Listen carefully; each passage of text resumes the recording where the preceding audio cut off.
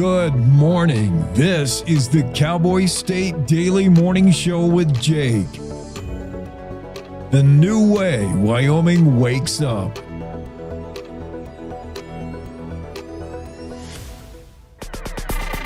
It's time to take a look at what's happening around Wyoming. From the Cowboy State Daily News Center, I'm Mac Watson.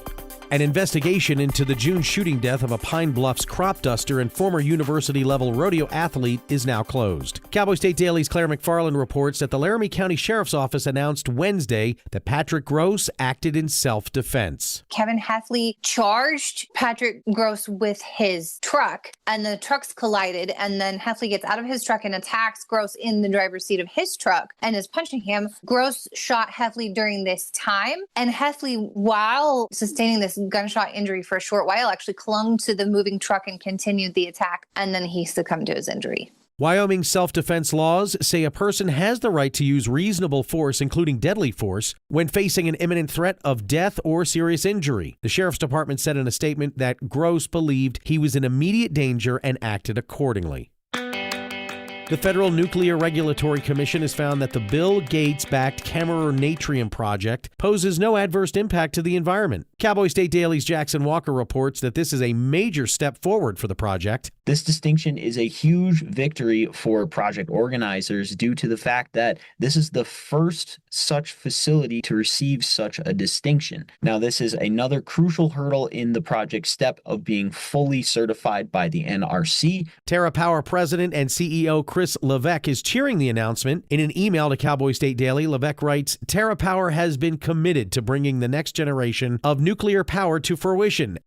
I'll be back with more news from the Cowboy State Daily News Center right after this. Hey, Cowboy fans! Cowboy football single game tickets are on sale now. We can't wait to see you in War Memorial Stadium on Saturdays this fall. Whether it's being a part of the Gold Out against Northern Iowa, Homecoming against UNLV, the Border War versus CSU, or other great matchups, let's pack the war. Get your tickets today at GoWyo.com or call 307-766-7220. Cowboy State Daily News continues now. Much to the relief of the people who live in Green River, the westbound Green River Tunnel reopened to traffic on Wednesday. This comes more than 8 months after a fiery and fatal 26-vehicle crash burned and damaged it. But as Cowboy State Daily's Scott Schwebke reports, not everyone is celebrating. There was a 21-year-old woman who was seriously injured in the crash, and she's now suing 3 trucking companies, all for negligence. Back on Valentine's Day of this year, a Toyota Tundra pickup lost control just as it exited the westbound tunnel on Interstate 80 outside of Green River. That sparked a 26-vehicle triple fatal pileup, according to the National Transportation Safety Board's preliminary report. The Laramie County Sheriff's Office arrested a pair of undocumented truck drivers Tuesday for suspected immigration violations. Cowboy State Daily's Jackson Walker reports that the Sheriff's Office says they're examples of the work being done by the department's new immigration task force. Laramie County Sheriff Brian Kozak announced that his department on Tuesday arrested 2 individuals suspected of being non-citizens. One individual was driving a truck from Colorado to Wyoming and attempting to escape detection at the port of entry. When they were pulled over, it was discovered that this individual came from Venezuela and was operating the vehicle without required licenses. This individual is scheduled to be removed from the country back to their country of origin. The second individual, which Kozak said was arrested, was stopped for driving a dump truck that was overweight and did not comply with specific regulations from that vehicle. That individual allegedly hailed from Mexico and is also set to be deported. Sheriff Kozak is among 25 deputies in Laramie County that have been certified through a partnership with Immigration and Customs Enforcement in order to enforce immigration laws here in the state. Wyoming hunters are saying it's unfair when big game hunting tags in some areas all go to landowners. Cowboy State Daily's Mark Hines reports a legislative committee advanced a bill Wednesday that could cap landowner tag allocations at 40% under some circumstances. The issues that came up today is in certain hunt areas, it has happened. It's kind of a weird confluence of circumstances, but it has happened in some small hunt areas where all the tags have gone to landowners and none have been left over for the general public to draw from. The legislature's Joint Agricultural, State, and Public Lands and Water Resources voted to forward a draft bill to potentially cap the number of landowner tags under such circumstances. An identical draft bill is up for consideration next month before the Joint Travel, Recreation, Wildlife, and Cultural Resources Committee. And that's today's news. Get your free digital subscription to Wyoming's only statewide newspaper by hitting the daily newsletter button at cowboystatedaily.com. I'm Mac Watson for Cowboy State Daily. During high school, I hung with the wrong crowd and I never graduated. I helped Santiago in many different ways, like all fathers do, because he always wanted to go to college. I felt a little embarrassed to come back to school, but eventually, once I came here, I knew that it's for a bigger goal. He was very dedicated, hardworking. He connected with his teachers, he connected with other students. That was one of the key reasons why he was able to keep forging ahead. It was amazing to see him graduate. This was one thing that meant so much to him, and of course, it meant so much to us too. With the help of my father and having my son, that was all the motivation that I needed. That support is everything. Find free adult education classes near you at finishyourdiploma.org.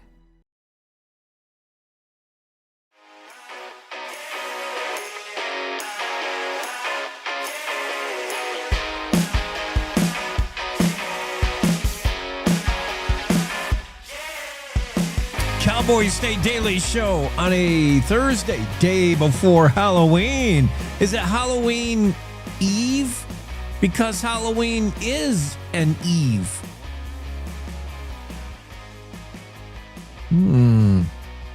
Is that a question? I guess. I mean, I'm throwing it out there. Jennifer Coker is with us. Jen, it'd be Christmas Eve and it's New Year's Eve, those nights before the holiday. But Halloween is, it's not like you wake up Halloween morning and put on your mask. Or maybe you do. Yeah. Well, it is Eve. I think it is the eve, technically. So today is All Hallowed Eve, Halloween Eve. We'll go with it. All right. We don't know anything. How do you celebrate Halloween Eve? The day before Halloween. I celebrate it by trying to lower my sugar intake, knowing tomorrow it's going to spike through the roof. I try to deny myself M&Ms today. I will spend it as I did every other day this week, waiting for an inmate to call from federal prison. I missed his call on Monday, and he called at 7. So every night I've been staying awake by my desk, and he hasn't called. Oh, it's like the cable guy. They'll come sometime between Halloween and Christmas. Mm-hmm. Well, yeah, because if you're in prison, I mean, they only give you a certain amount of time to go make a phone call, right? Mm-hmm. Yeah, and it's very. Some people are very predictable, and others are call anytime. But I sense this guy's predictable. Yeah. Well, I hope that comes through for you. Me too. It's just one of the many things you had no idea you'd be in for when you decided to become an award-winning journalist. I'm so accurate. I'm internet stalking you, by the way. I'm looking at all the things you've done. I'm serious. I've read your bio more than you have at this point. You have online presence as an award-winning journalist, investigative journalist, a writer. Have you ever written any fiction? I have, yeah. I started off actually. I went to grad school for fiction, so I have an MFA. And while I was in grad school, I had this terrible realization that I had no knack for plot. So I just couldn't move a story forward. My characters would be bogged down with interesting insights, and the critique was always like, "What's happening?" Nothing ever happened. So. Well, and I was like, I don't know what's happening, but there's a wild world in this person's mind. Can't you see it? And they're like, no, we can't at all. So I got in when I was in grad school, I took a nonfiction class and I wrote just an essay about growing up with my mother and it won an award. Yeah, so my teacher had turned it in and she's like, you really need to be creative nonfiction. So I was like, oh, that makes sense because then I don't need plot. I can steal people's lives. Which I was going to ask you, can you even conceive of a plot that's crazier than some you see in real life? You follow stories that, oh my goodness, you're like, I couldn't write this any better. No, because I can't predict the ending ever. So Yeah. every time I think I do, I'm vastly wrong. So so this works for now. But I always want to. I think that I can figure out how to write a plot after all these years. So I'm not giving up on my goal of writing a fictional novel. Or you could strike a whole new genre because, after all, in the TV sitcom world, Seinfeld came along, and every 30-minute episode of Seinfeld has no plot. It doesn't go anywhere. It doesn't tell any story. It's just character development. That's all it is. And character. It's true. So you might start a whole new book. I'm not as funny as Seinfeld. You have to be so funny to pull that off. Okay, but yours is going to be no story, no plot, no story development. Your characters will be really well run. You'll fall in love with the characters, and you'll put them in scenarios where they don't do anything. they have no growth, and they don't go anywhere, and they don't. This is going to be Jen Coker's book. You might be onto something. Yeah, I'll do the characters who don't do anything. Yeah. I mean, I see endless sequels because people will read them only because the characters will be incredibly fascinating. You will develop a story that people want to follow, hopefully hoping it goes somewhere, and it doesn't. When they get to the last page, you're like, son of a... nothing.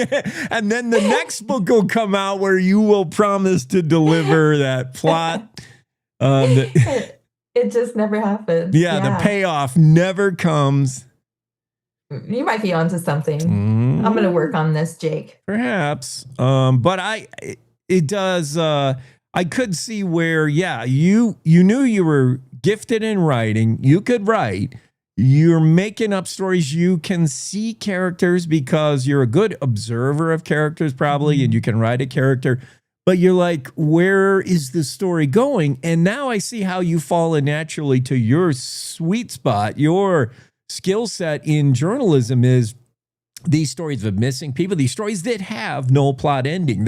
Some of them have not ended yet, and you so want to find the end of this story. I never thought of it that way, but you're right. I mean, my stories never end either. You naturally gravitate to this stuff. What's going on? Let me ask you, we have somebody coming on today who is a bit of a spiritual, psychic kind of person, someone who encourages you to, explore perhaps your past lives. If you have a moment of deja vu, you should really explore that and think about it. What do you think about, do you find a lot of families turn to psychics, somebody who can to find an answer, families who are searching for a missing person? Like, you've exhausted everything.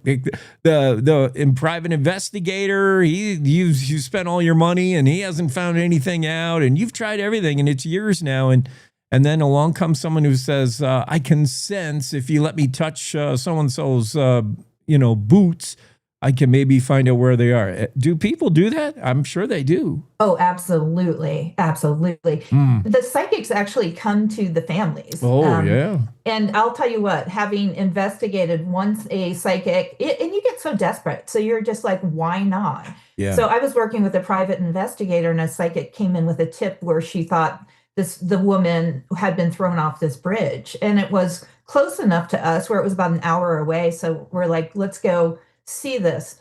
And of course we go, and there's not even a creek under the bridge. So it was a fool's errand. However, I'll tell you, there's themes to these psychics, and we've talked about this. Yeah. Usually the psychic says 2 people killed the person. Oh. And a lot of times they'll say, I sense they're in water, and there's always a rainbow somewhere. Really? Yeah. So we joke about this. No. It's like, so if a psychic reaches out and the PI will come to me and say, I got a psychic tip. And I'm like, let me guess. There's people, water, and a rainbow. And then the PI says, "Are you psychic too?" And you're like, "No, I just hang out with a lot of them." Yeah. Wow. But I'll tell you what, that I wrote a story about a forensic anthropologist, forensic psychic. There's another word for that. But anyway, and he was former law enforcement. So he actually had a legit tip that led to move in a case in Casper. So I'm not ruling this out. I think some people do, I don't know anything. So I'm open-minded. So who knows? It feels like a reach, but for those desperate, a reach, it might be all that's left. And why not? Because anything that could solve, And I'll still, anytime a tip comes in from a psychic, I will still check it out. You can't resist. That's the fiction and writer in you that never developed because of the plot development. Exactly. Okay. It's hard to be me, Jake. We've got waiting at night for inmates to call me, and no gift for plot. Yeah. Waiting up for a phone call from that inmate. I told my little sister, who's very normal. She has a family. She's normal. She goes to work. She does normal things. And she said, "What are you doing?" And I started waiting for a call. And she's like, "Aren't you afraid? What are you doing?" And I'm like, "Oh, that's not normal, is it?" And so she's my normal barometer. Yeah, you got to bounce things off of her to see where you are. Yeah, that's her test. To see how off kilter I've gone, because I'm always off kilter somehow. You don't notice you're out of orbit until you check in with the planet, and the planet says you're way out of orbit. Like, stop it. Yeah, I get that a lot. Okay, interesting. What's happening in your world? You're waiting for this phone call. What does this have to do with a story that we are aware of? Yes, it's something I've written about, and I'm hoping potentially it leads to a break in the case. I'm not going to say anything because every time I say something, it doesn't happen. Yeah. So I'm just going to sit on that. Also, I'm working now on a missing person, as if I wouldn't be working on a missing person, from 1976. Oh, yeah, that goes back. Wait, this is not the one down in the Wind Rivers outside of Pinedale? No, that one was 60s. Yeah. Yeah. No, this one is, that one's still unsolved, unfortunately, but this one also involves a mountain lake. So the thinking is she was hiking with her aunt and a family friend, and she disappeared in the Bighorns. She was at a lake called Misty Moon Lake, and nobody can determine how deep it is. But the general thinking is either she was thrown in there, fell in there, or what's the other option? Or it's either foul play or accident. But the general consensus is that she's in that lake. But again, every time I think I know something, I'm wrong. So, but this one it's so old, there's no case file on it. So I'm starting from scratch, and luckily law enforcement has been awesome. And I ran into the son of the original person who led this search in 1976, and he had all of his dad's notes. So I'm kind of piecing it together. Yeah. Oh, isn't that's like finding the Holy Grail. That's like finding a treasure. Because when you're doing something that's that old, 60s, 70s, law enforcement notes on it, it's a cold case, and it's a thin manila folder, and really thin the older it is. Like, there's just nothing there to go on except old newspaper articles, and all they do is get you wanting more. And yeah, when you can uncover somebody wrote something down in 1970s, like, thank goodness. Interesting. Yeah, and there was a wide search for this. She was 20, and I actually connected with her ex-husband too, who, of course, always was under suspicion. Yeah. But he wasn't there that day, and there was no reason to believe he was involved. And in fact, he joined the search party. But it just interesting. Like he had to wait 2 years. I found all these little details. It's like when your wife disappears, what do you do? Well, back then, he was a young guy, wanted to have family and move on. But he was like, what are my options? She's missing. I can't divorce her. So he was able to, you can't qualified them as dead until after 7 years in Wyoming. So he actually ended up getting a divorce from her 2 years later, and he was able to remarry. Oh, you can do that. I know you told us that, missing, and you can't make a death certificate until 7 years. That's a Wyoming thing? I don't know if it's just Wyoming. I just know that is true in Wyoming. Yeah. And I don't know if that's when that rule was put in place. So for a husband, you are technically married for 7 years, like it or not, and no wife. That's weird. And they were newlyweds. It was just such a sad story. And this poor woman, nobody knows where she went. Misty Moon Lake, by the way, that's way up there. As you get towards Cloud Peak, that's in one of the Craig Johnson novels. Is it? His Longmire series. I'm reading it right now. No kidding. I should reach out to him. Yeah, he might know. He has Longmire Cross, Misty Moon Lake. I think it's frozen over at that point. I am going to reach out to him. He might know more about it because, from what I gather, nobody can tell how deep it is. Maybe he knows because he does research. Yeah, he does. He does.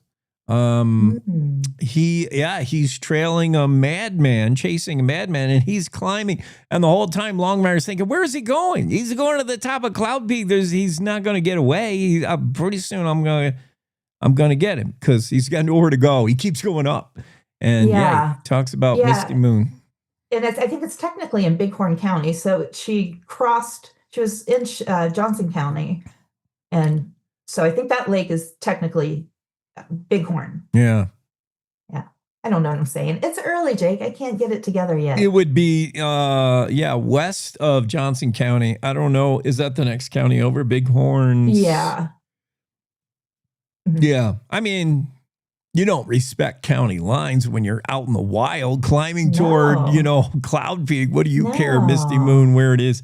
Yeah, I don't know how deep. It's one of those glacial. It's high. It's like 11,000 feet or something. It's really high. 10,000. Okay. Yeah. Someday we're going to find all the people that were just snatched off this earth in their 20s and find out where they went. We're doing a good job right now with assuming this is Chance Engelbert that was found, and also Kyle Ellis, 2 guys in their 20s. Who we're on a roll in Wyoming right now. Yes, we are getting reasonable, logical conclusions to some stories where you say, okay, that makes sense how this happened, and there are the remains. This one's buttoned up.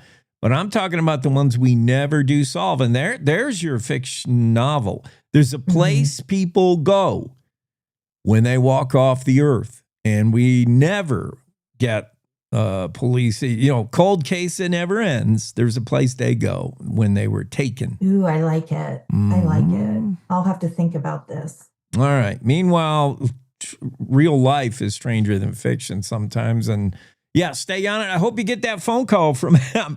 Here's hoping tonight. Here's hoping a convict calls Jen.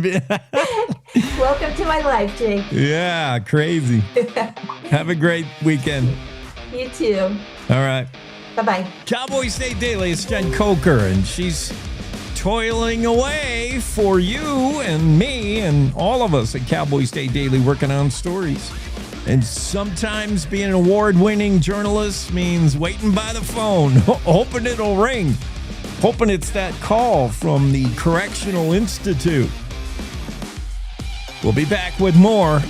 Lots of guests this morning. I'll tee up the show for you, but you don't want to go far. We got a ton of guests, wide-ranging from all walks of life. It's incredible, jam-packed. Thursday show on Halloween Eve, if there's such a thing. How do you know when you've made the right decision? It's the feeling you get in your gut. The one that tells you what's right or wrong. It's the one that says, sure, I can have a drink. Or the feeling that says, okay, I've been drinking. Now what? It's the voice inside you that says, I'm buzzed. Better leave the car when it's time to go. Plan ahead. Catch a sober ride. Buzz driving is drunk driving. This is the Cowboy State Daily Radio Network. Hi. I'm your retirement fear. But don't be scared. You're still in pre-retirement. Does that mean I have more time to plan? Precisely. Here, this is pretirement.org. Retirement savings options? Potential tax breaks? Ooh. This isn't scary. I'm doing it. You got this. Visit thisispretirement.org for free resources to help you customize your action plan.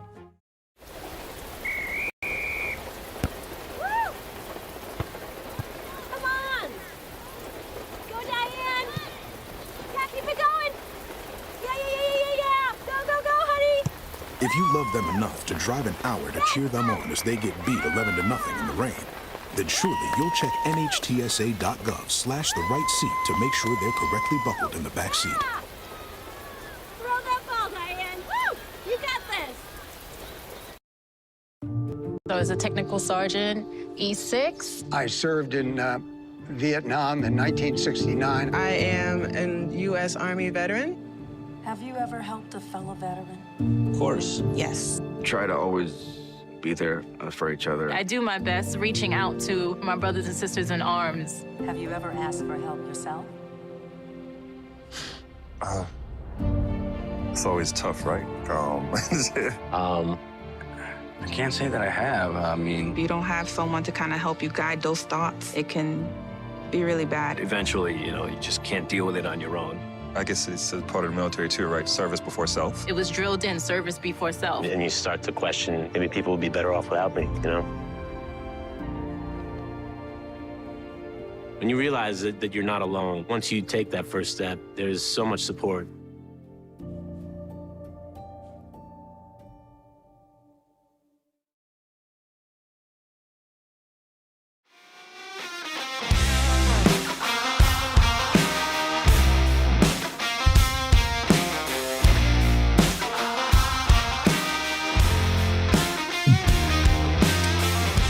Yeah, welcome back. It is a good morning, just because nobody says bad morning. David's sure it's morning, but he doesn't know if it's a good one yet. I mean, it just started, right? Let's just call it good. Let's speak it into existence. I think it'll be a good one Thursday. Weather will be good. We'll talk about that in a minute with the day weather forecast. We're also going to hit on a few Cowboy State Daily stories, including this one from Claire. And we finally get something from the Laramie County Sheriff's Office regarding the investigation on the pilot that was found shot dead. The whole story was puzzling. We have no answers. It's been since June, when the Pine Bluffs crop duster, that was the headline, Pine Bluffs crop duster pilot, former rodeo athlete, found dead on a road, Country Road 157, on the afternoon of June 24th. What? And that's all investigators told us. And then later we learned there was a person of interest being questioned. Okay, now we might be onto something. And this is back in June, July, August, September. Finally, almost the end of October, and we find out what happened. Laramie County District Office has found that Patrick Gross is the person of interest. He was the shooter. I guess we need to say allegedly. I don't know. Claire could tell us how we're best to say it. I don't think it's alleged because there's no charges. Kevin Heffley is the pilot, 52-year-old. He was found near Country Road 157 on the afternoon of June 24th. Deputies responded to the scene at 4:22, responded to a disturbance involving a shooting. Well, that would have been nice to know back then, because all we knew was somebody found a body with a bullet hole in it. Well, it would have been nice to know that police were responding to a 911 call, a disturbance with a shooting. Okay, well, that would explain how someone gets shot. There was a shooting. Then we find out it stems from a neighbor dispute. These two were neighbors, Kevin Heffley, Patrick Gross. They were neighbors who had a history of conflict. All right, now we're starting to get a clearer picture. And then Christine Heffley, the pilot's wife, I think the pilot's wife, I'm making an assumption, moved horses from the property she and Kevin shared to Patrick Gross's property, upsetting Kevin. Oh, that doesn't make sense. Wouldn't Patrick be the one that got upset? I'm already confused, Claire. Oh, jeez.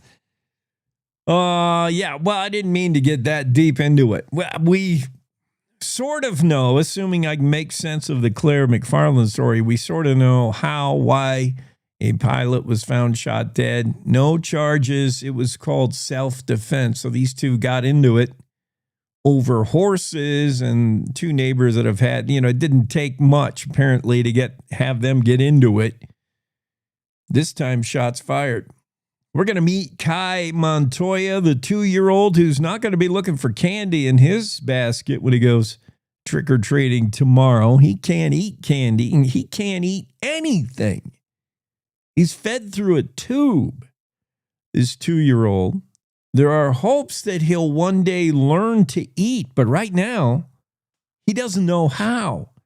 It's a fascinating story, Dale Killingback, and I'm hoping Kai Montoya learns to eat. The hope is by the time he gets to, kindergarten, first grade, that he'll begin to learn how to eat. But right now, 95% of his meals come from a tube. He's fed 5 times a day rigidly.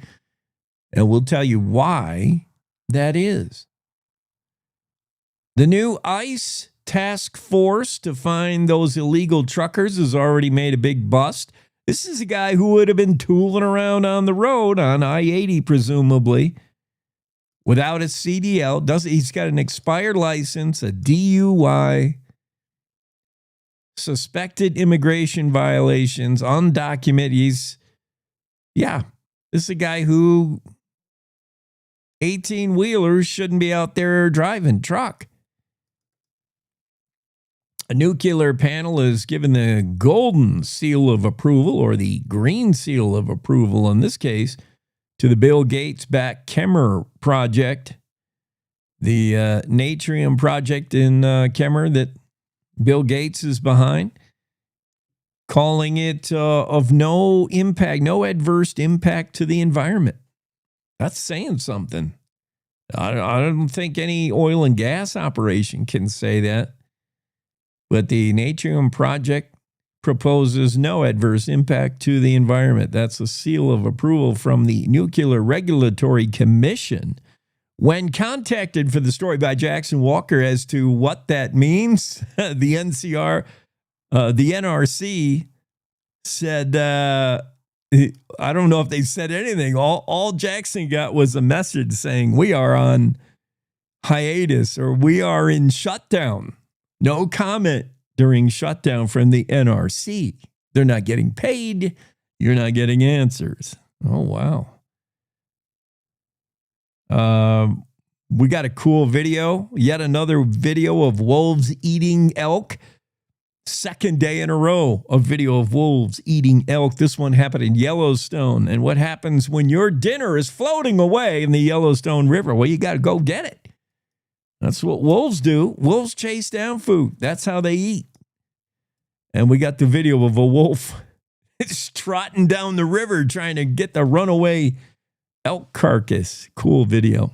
Tons of stuff. And then guess, oh my goodness, the guest we have today, really interesting. Kelly Cervantes is going to be on. You may have heard of her. That last name should ring a bell, Cervantes. Her husband big time Broadway star on the stage, played Alexander Hamilton in the staging of Hamilton, both from the Chicago version and when it moved to Broadway in New York. He was Hamilton. A gifted actor. She is a gifted writer, and she's releasing her second book.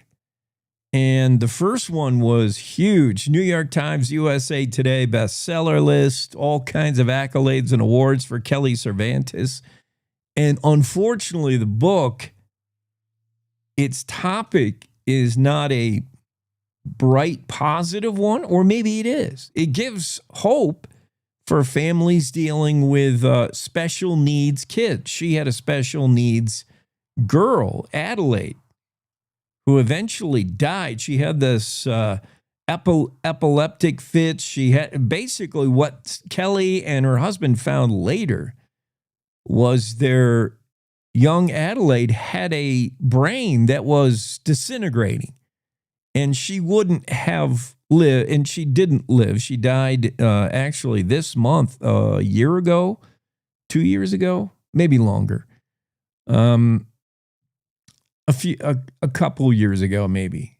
So how to deal with that, how to deal with your own breast cancer diagnosis. Kelly Cervantes has every reason to just pack up and quit, but she hasn't. And she wrote a book about it. Now her second book. We'll tell you how you can get it, and we'll learn more about her story. Caleb Beasley's going to be on singer-songwriter up there in Cody. He just dropped his second album, 10 songs on it. We heard one of the singles back in June. It was great. He dropped another one in August, and now all 10 songs available for streaming. The new album's out, Ranching Rich. And we'll talk to Caleb Beasley up in Cody. I hope he's got a functional router this time. Last time we chatted with him, his POS router caused him to get knocked off the show. He says he's taken it out back and put it down with a rifle. We can only hope that's the case. Alla Kaluzhny will be on the show. Alla Kaluzhny immigrated to the U.S. from Russia, then Soviet Union when she got here. And she has written a couple of books, about how she can help you discover past lives. That feeling that you've been here before, you've done this before, that deja vu feeling. Or when you meet somebody and you're instantly friends with them, it just feels like you've always known them your whole life. Maybe you have in another life. Alla Kaluzhny. She does marriage counseling, but her real gift is spiritual vision. She can help you uncover past lives. She does online readings. We should have her do not a reading of me. I don't want to go there. But yeah, she'll be fascinating to talk to. Can't wait. Of course, it's Thursday, so it's an Ask Abby day, and we're going to ask Abby. And I don't know if we'll get an Answer Abby Day, but we're going to get an Ask Abby Day. And Professor Meredith Joyce at University of Wyoming. Some of us cast our vision upward and look at the stars in the sky. So does Meredith. But Professor Joyce does it with a professional interest. She wants to know, how old are the stars? And she uses, let's just say she uses computers to try to find out. She just received a grant, a government grant, to continue her studies on finding the true age of stars, because what we know right now about stars doesn't add up. How are some stars aged older than the known universe? That doesn't make sense. The math doesn't jive. What you need to do the math is a supercomputer.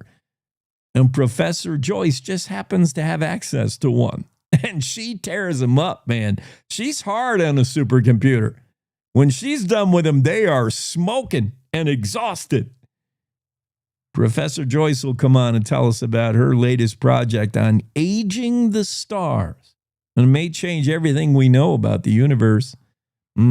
So, yeah, is that enough for you? Man, we're going to go all over the place on today's show. Well, you don't know where you're going until you know where you've been. That's going to be a la Kaluzhny's job, but here's what we're going to encounter today. Let's live in the here and now. Cowboy State Daily. Sunny and temperatures improving across the state. 51 Casper, 50 in Lander under sunshine. Evanston, sunny 53, same Rock Springs. In Pinedale, they'll top out about 46 under sunny skies. Afton, you'll hit 48 sunshine. Jackson, sunny 50. DuBois, sunny 48. Buffalo, sunny 44 today. Sheridan, about 51 under sunshine. Newcastle, 46. Some gusty winds. Gillette, 47 and sunny. Torrington, 56.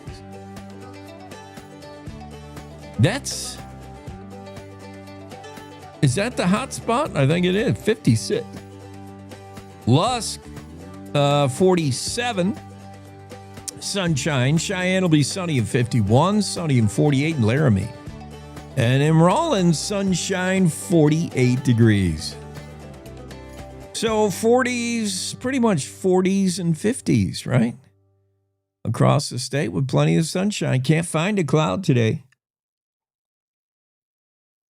That's a pretty nice day. Don Day says it's okay to have the kids go out trick-or-treating without snowshoes. You don't have to go as a mountain man this year. There have been some years where trick-or-treating involved a snowmobile and snowshoes and your pack boots.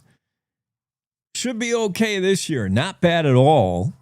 Really nice day tomorrow, even warmer still than what we were talking about today, although, by the time it turns dark, by 8 o'clock, it'll be down in the 40s for most of us. Let's take a quick break and then dive into our first story of the day. This convoluted story of the Pine Bluffs crop duster shooting death ruled as self-defense. We'll try to recreate what happened and why the shooter is not going to face charges for this incident that happened back in June. And what else? We got a couple other stories that we'll hit before we get our slew of guests in. Oh, we'll talk about the ICE task force busting illegal truckers. And we'll meet Kai, the Laramie 2-year-old who doesn't want candy tomorrow.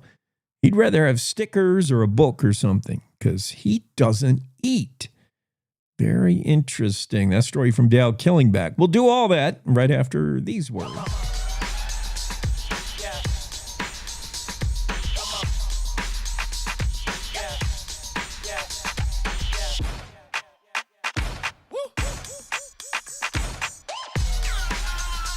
You're not going to get it all right. Just make sure you nail the big stuff, like making sure your kids are in the right seat for their age and size. Get it right at nhtsa.gov/the-right-seat. You're listening to the Cowboy State Daily Radio Network.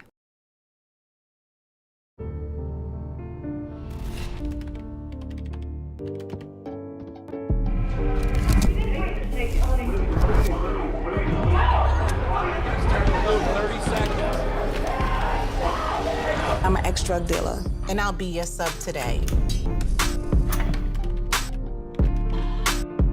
Can you see anything different as a pill? No. You don't know? Fentanyl is being mixed into everything now. There's only one thing that will save somebody's life. That is naloxone nasal spray. Fentanyl, it's cheap, it's potent, and it's profitable.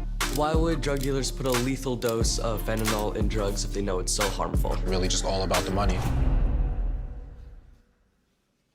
I just didn't realize that one pill could change your whole life. More kids should know.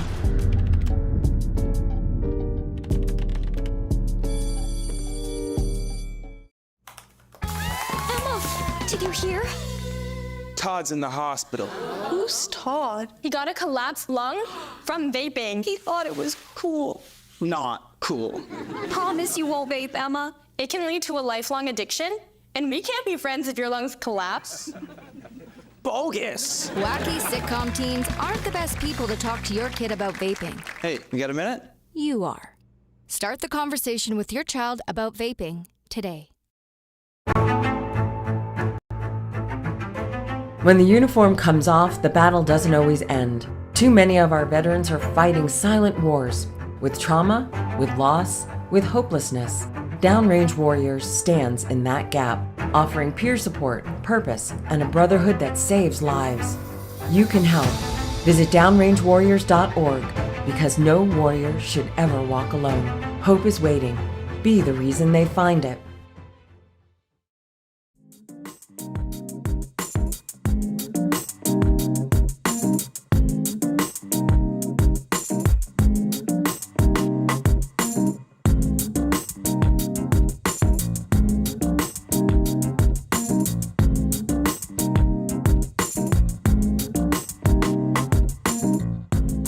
I gotta say, I'm not a huge Halloween fan.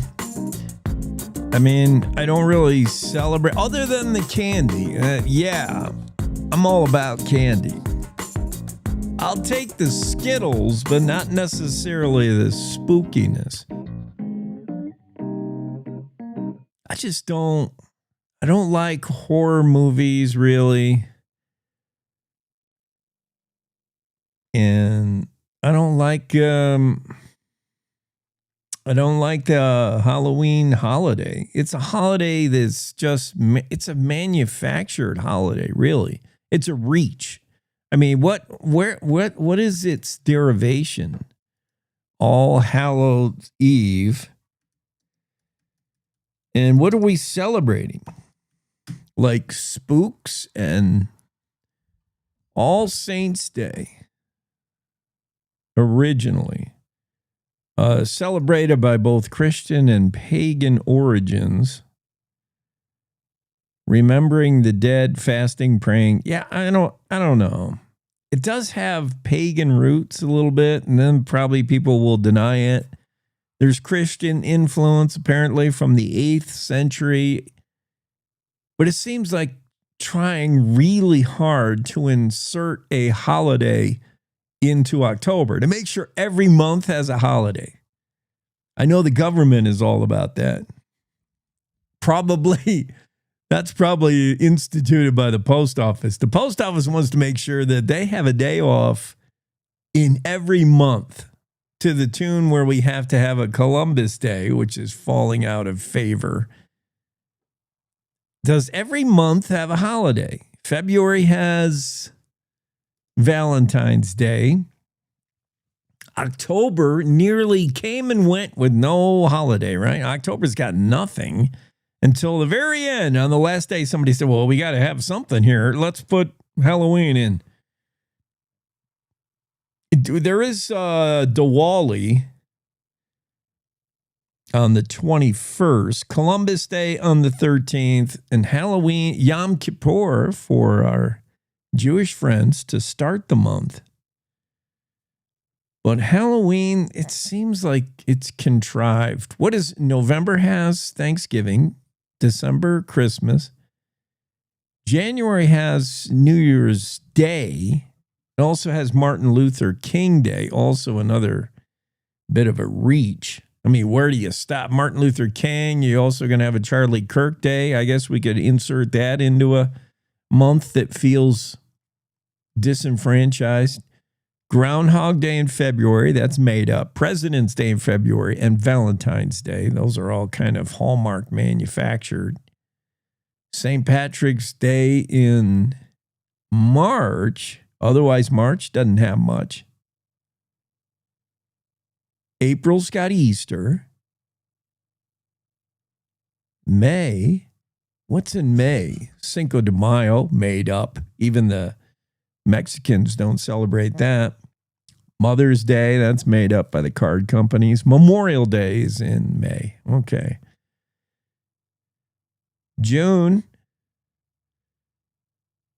is so devoid of anything. We have Father's Day, Flag Day, which is Flag Day. We had to put Juneteenth in there. That's a political issue. June almost has nothing. July has, of course, Independence Day, 4th of July. August doesn't have a holiday. Okay, there's where we can put a holiday. August got nothing. Right? I don't see a holiday in August. Okay, August, that's where we could put Charlie Kirk Day if we needed it. 31 days in that big fat month, and it doesn't have any holidays. The poor post office slogging through. The poor banks. Bankers got to go to work every weekday in August. No wonder they call it the dog days of summer. There's no holiday. Labor Day in September, Yom Kippur, Rosh Hashanah for the Jewish, of course, and then October, and we're in October. Yeah, back to October. How did I get on that? Oh, yeah, Halloween. I don't really celebrate Halloween other than the candy. Let's look at the Cowboy State Daily stories, and beginning with Claire McFarland's story about the Pine Bluffs crop duster. I love how this is how we're going to refer to him, as if this is going to be on the tombstone. This is all this guy's known for now. And it's a tragedy that this man is dead. But isn't it interesting what the media will grab onto? And that's how you'll be defined. One day you're shot dead, you're found dead. The 6-month investigation, right? June, July, August, September. 5-month investigation into what happened. And all during that time, your headlines read, "You're the crop duster." I'm sure this guy did accomplish way more, or could be known for way more than that. I'm sure his wife, his family, his friends one friend refers to him as my rodeo buddy.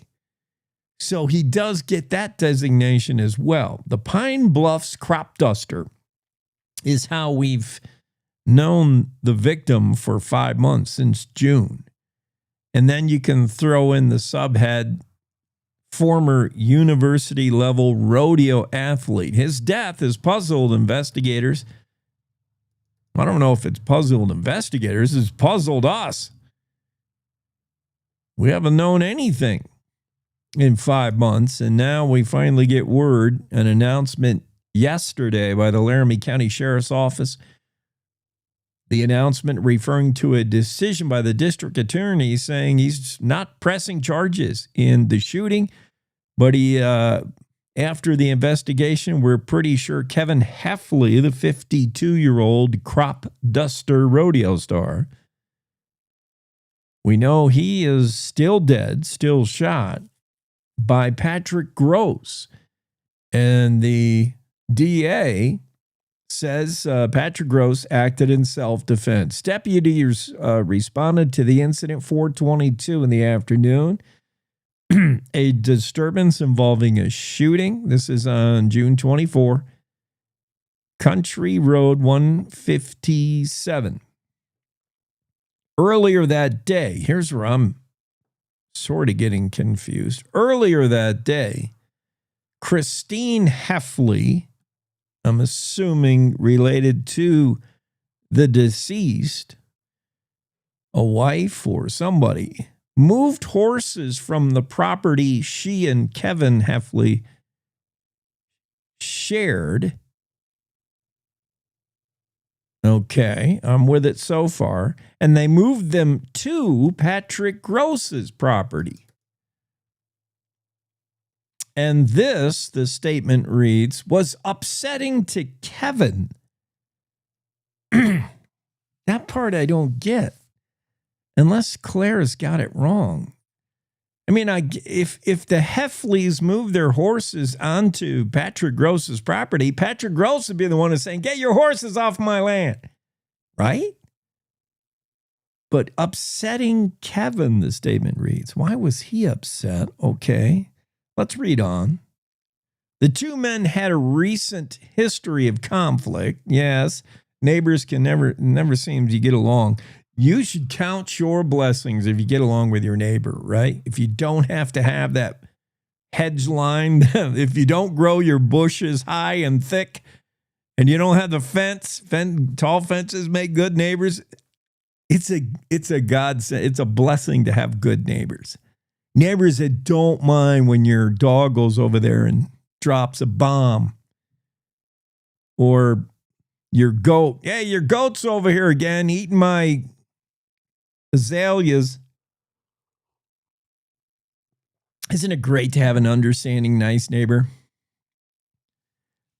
Especially if you have a kid that's learning to play drums. It's really good to have that neighbor who's understanding. The sheriff office reports on the morning of the shooting, Kevin Keffley threatened Gross with a text message saying, I should have kicked your beep right in your own home.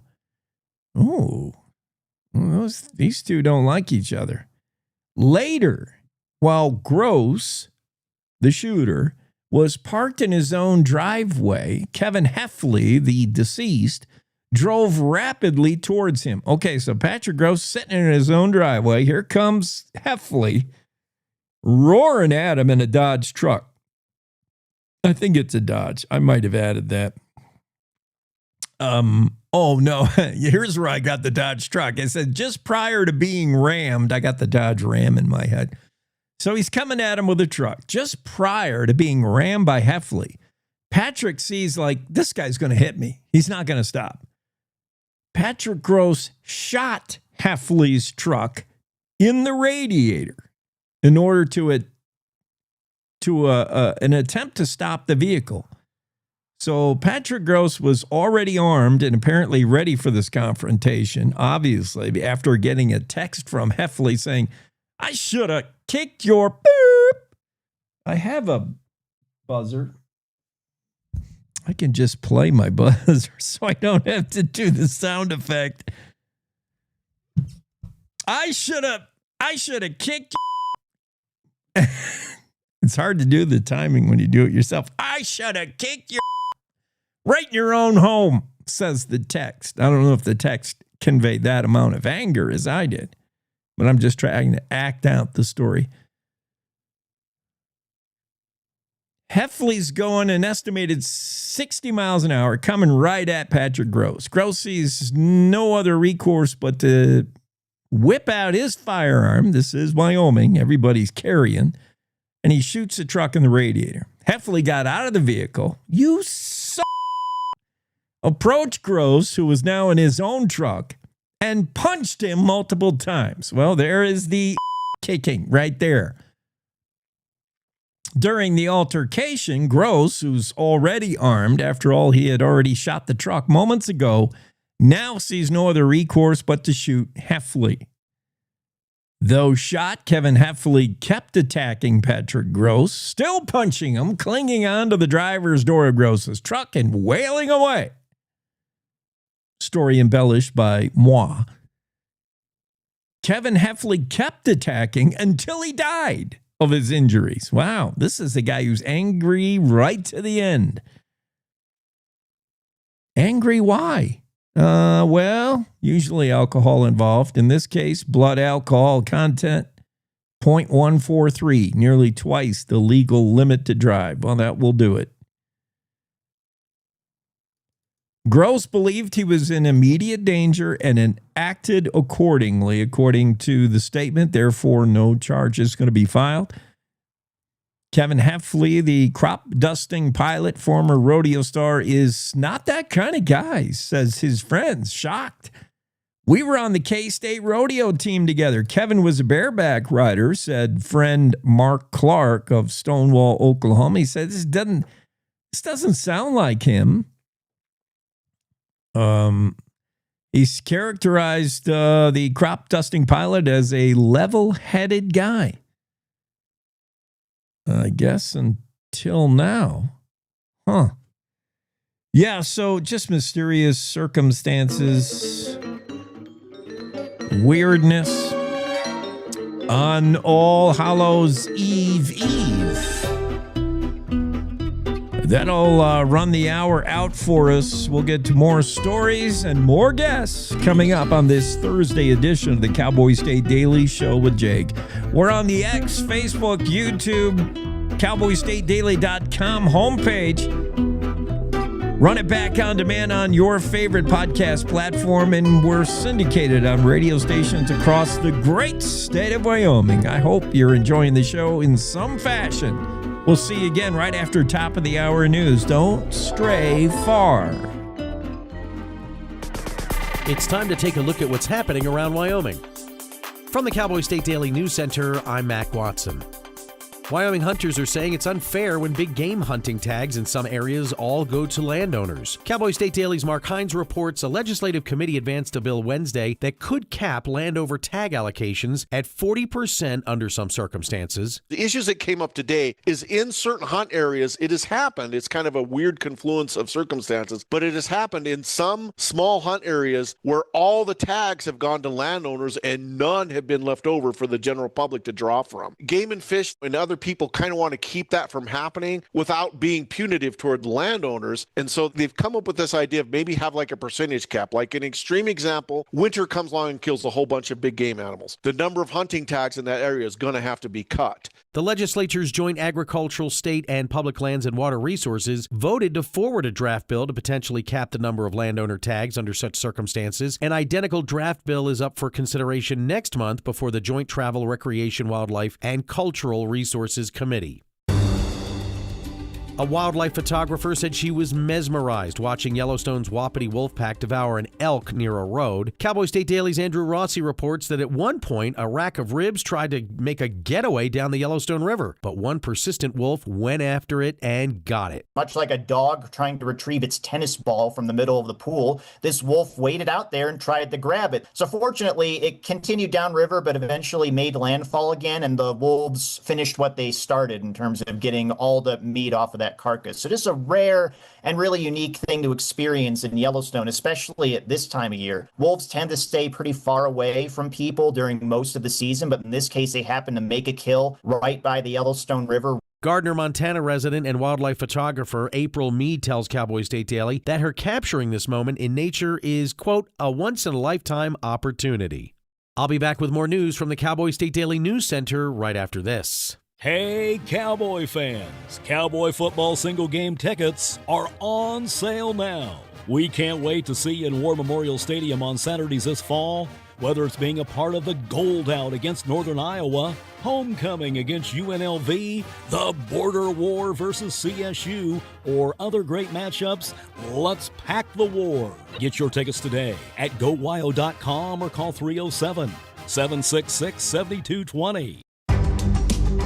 Cowboy State Daily News continues now. Kai Montoya is a 2-year-old Laramie boy who loves Halloween. But Kai is fed through a tube after heart surgery at birth, which means he doesn't want candy. Cowboy State Daily's Dale Killingbeck reports that Kai loves different kinds of treats, not just the sugary kind. He had a heart defect when he was born, and so at 21 days, they put a feeding tube into him. He had open heart surgery at 4 days, and so his mom told me that since then, when they did the surgery, they had to move his vocal cords to be able to do whatever they had to do in the heart, and that affected his left vocal cord. So initially, they tried feeding him normally. He would just aspirate everything, and so they put a feeding tube in, and since then, he has not eaten orally hardly at all, but skeletons and pumpkins and all the things about Halloween turn him on. Now, Mom tells Cowboy State Daily that Kai continues to get therapy related to eating and is trying to learn and understand the mechanics of chewing and swallowing, but he's not quite there yet. But he's still a typical 2-year-old boy who's excited about Halloween. Some places in Wyoming usually get more snow on Halloween than Christmas, but not this year. Cowboy State Daily's Andrew Rossi reports that the not-so-frightening forecast for All Hallows Eve calls for almost balmy temperatures, no precipitation, and no howling winds. Halloween in Wyoming really is a trick or treat. If you look through the historical records, some Halloweens are warm with temperatures in the 60s. Other places in Wyoming are more prone to get more snow on Halloween than they are on Christmas. So it's really a mixed bag in terms of what you get. But this year's is going to be pretty mild, not too hot, not too cold, just right. So I guess it'd be the Tootsie Rolls of Halloween's. It's not the most exciting candy, but at least it's not an apple or a box of raisins. So everyone can have a scary good time without having to worry about a blizzard coming up behind them. Molly Gerhard with the National Weather Service office in Riverton tells Cowboy State Daily that this Halloween season is drier than average. That's a stark difference from last year, when much of Wyoming already saw a few inches of snow. And that's today's news. Get your free digital subscription to Wyoming's only statewide newspaper by hitting that daily newsletter button at cowboystatedaily.com. I'm Mac Watson for Cowboy State Daily. Most hiring algorithms would scream me out. Some bosses couldn't see me as a leader. I've run this place for 20 years, but I still need to prove that I'm more than what you see on paper.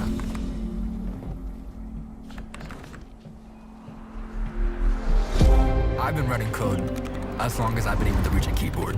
This is what I do. It's second nature for me, coordinating 100 details at once. It's the way my mind works. I have a very mechanical brain. I sold them on my skills. You gotta be so good they can't ignore you. My magic is Analytics and empathy. That's how I'm getting clients. You have to have the confidence in yourself to show up and defy the odds. I am more than who I am on paper. I never got a college degree. And today, I'm the CEO of my own company.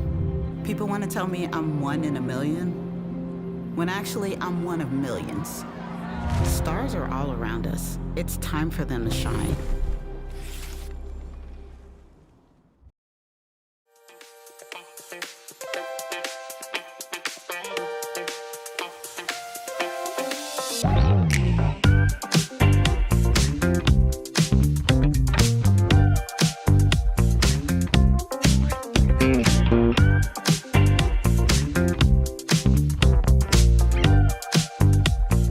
Welcome back. Thursday's Cowboy State Daily Show. And hoping to connect with Kelly Cervantes. She's out in Maplewood, New Jersey. That's a long way to connect, Wyoming to Jersey. It's also a time difference, so maybe sometimes our guests in another time zone get mind boggled, get confused. I'm hoping she gets here because she pretty interesting guest. Award-winning writer, speaker, advocate for special needs parents in particular. She's got a famous blog and now a second book that'll be out in a few days, November 4th. The first one did great.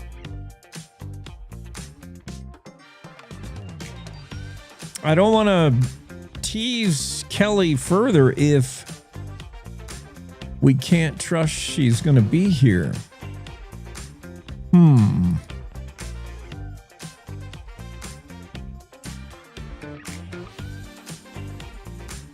I guess we'll change gears until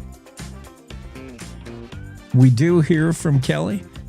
Let's meet Kai Montoya, the Laramie 2-year-old who loves Halloween, but he doesn't love candy. In fact, well, he doesn't even know what he's missing with candy. Kai, doesn't eat, at least not the way most of us eat. He's fed through a tube. He had heart surgery at birth, 3 weeks after birth. He was just 21 years old when doctors found that his heart needed work right away. Can you imagine? You're that small. And in order to get at the heart, doctors had to move his larynx. They had to take out his some other organ that I thought you needed, but I guess not. What was it? They had to actually remove something else. I mean, they had to do a lot of things just to get at his heart. And what it means is, at least for now, he's fed through a tube. Pretty much 95% of his meals, 95 to 98% of his meals come through a tube. Kai is allowed to try solids every once in a while. He'll occasionally eat a potato chip or a pickle. But for the most part, does not eat. Oh, there's Kelly. All right, never mind. Hold on. We're going to change gears, and get with Kelly. There she is, Kelly Cervantes. Hello. Kelly, what's going on?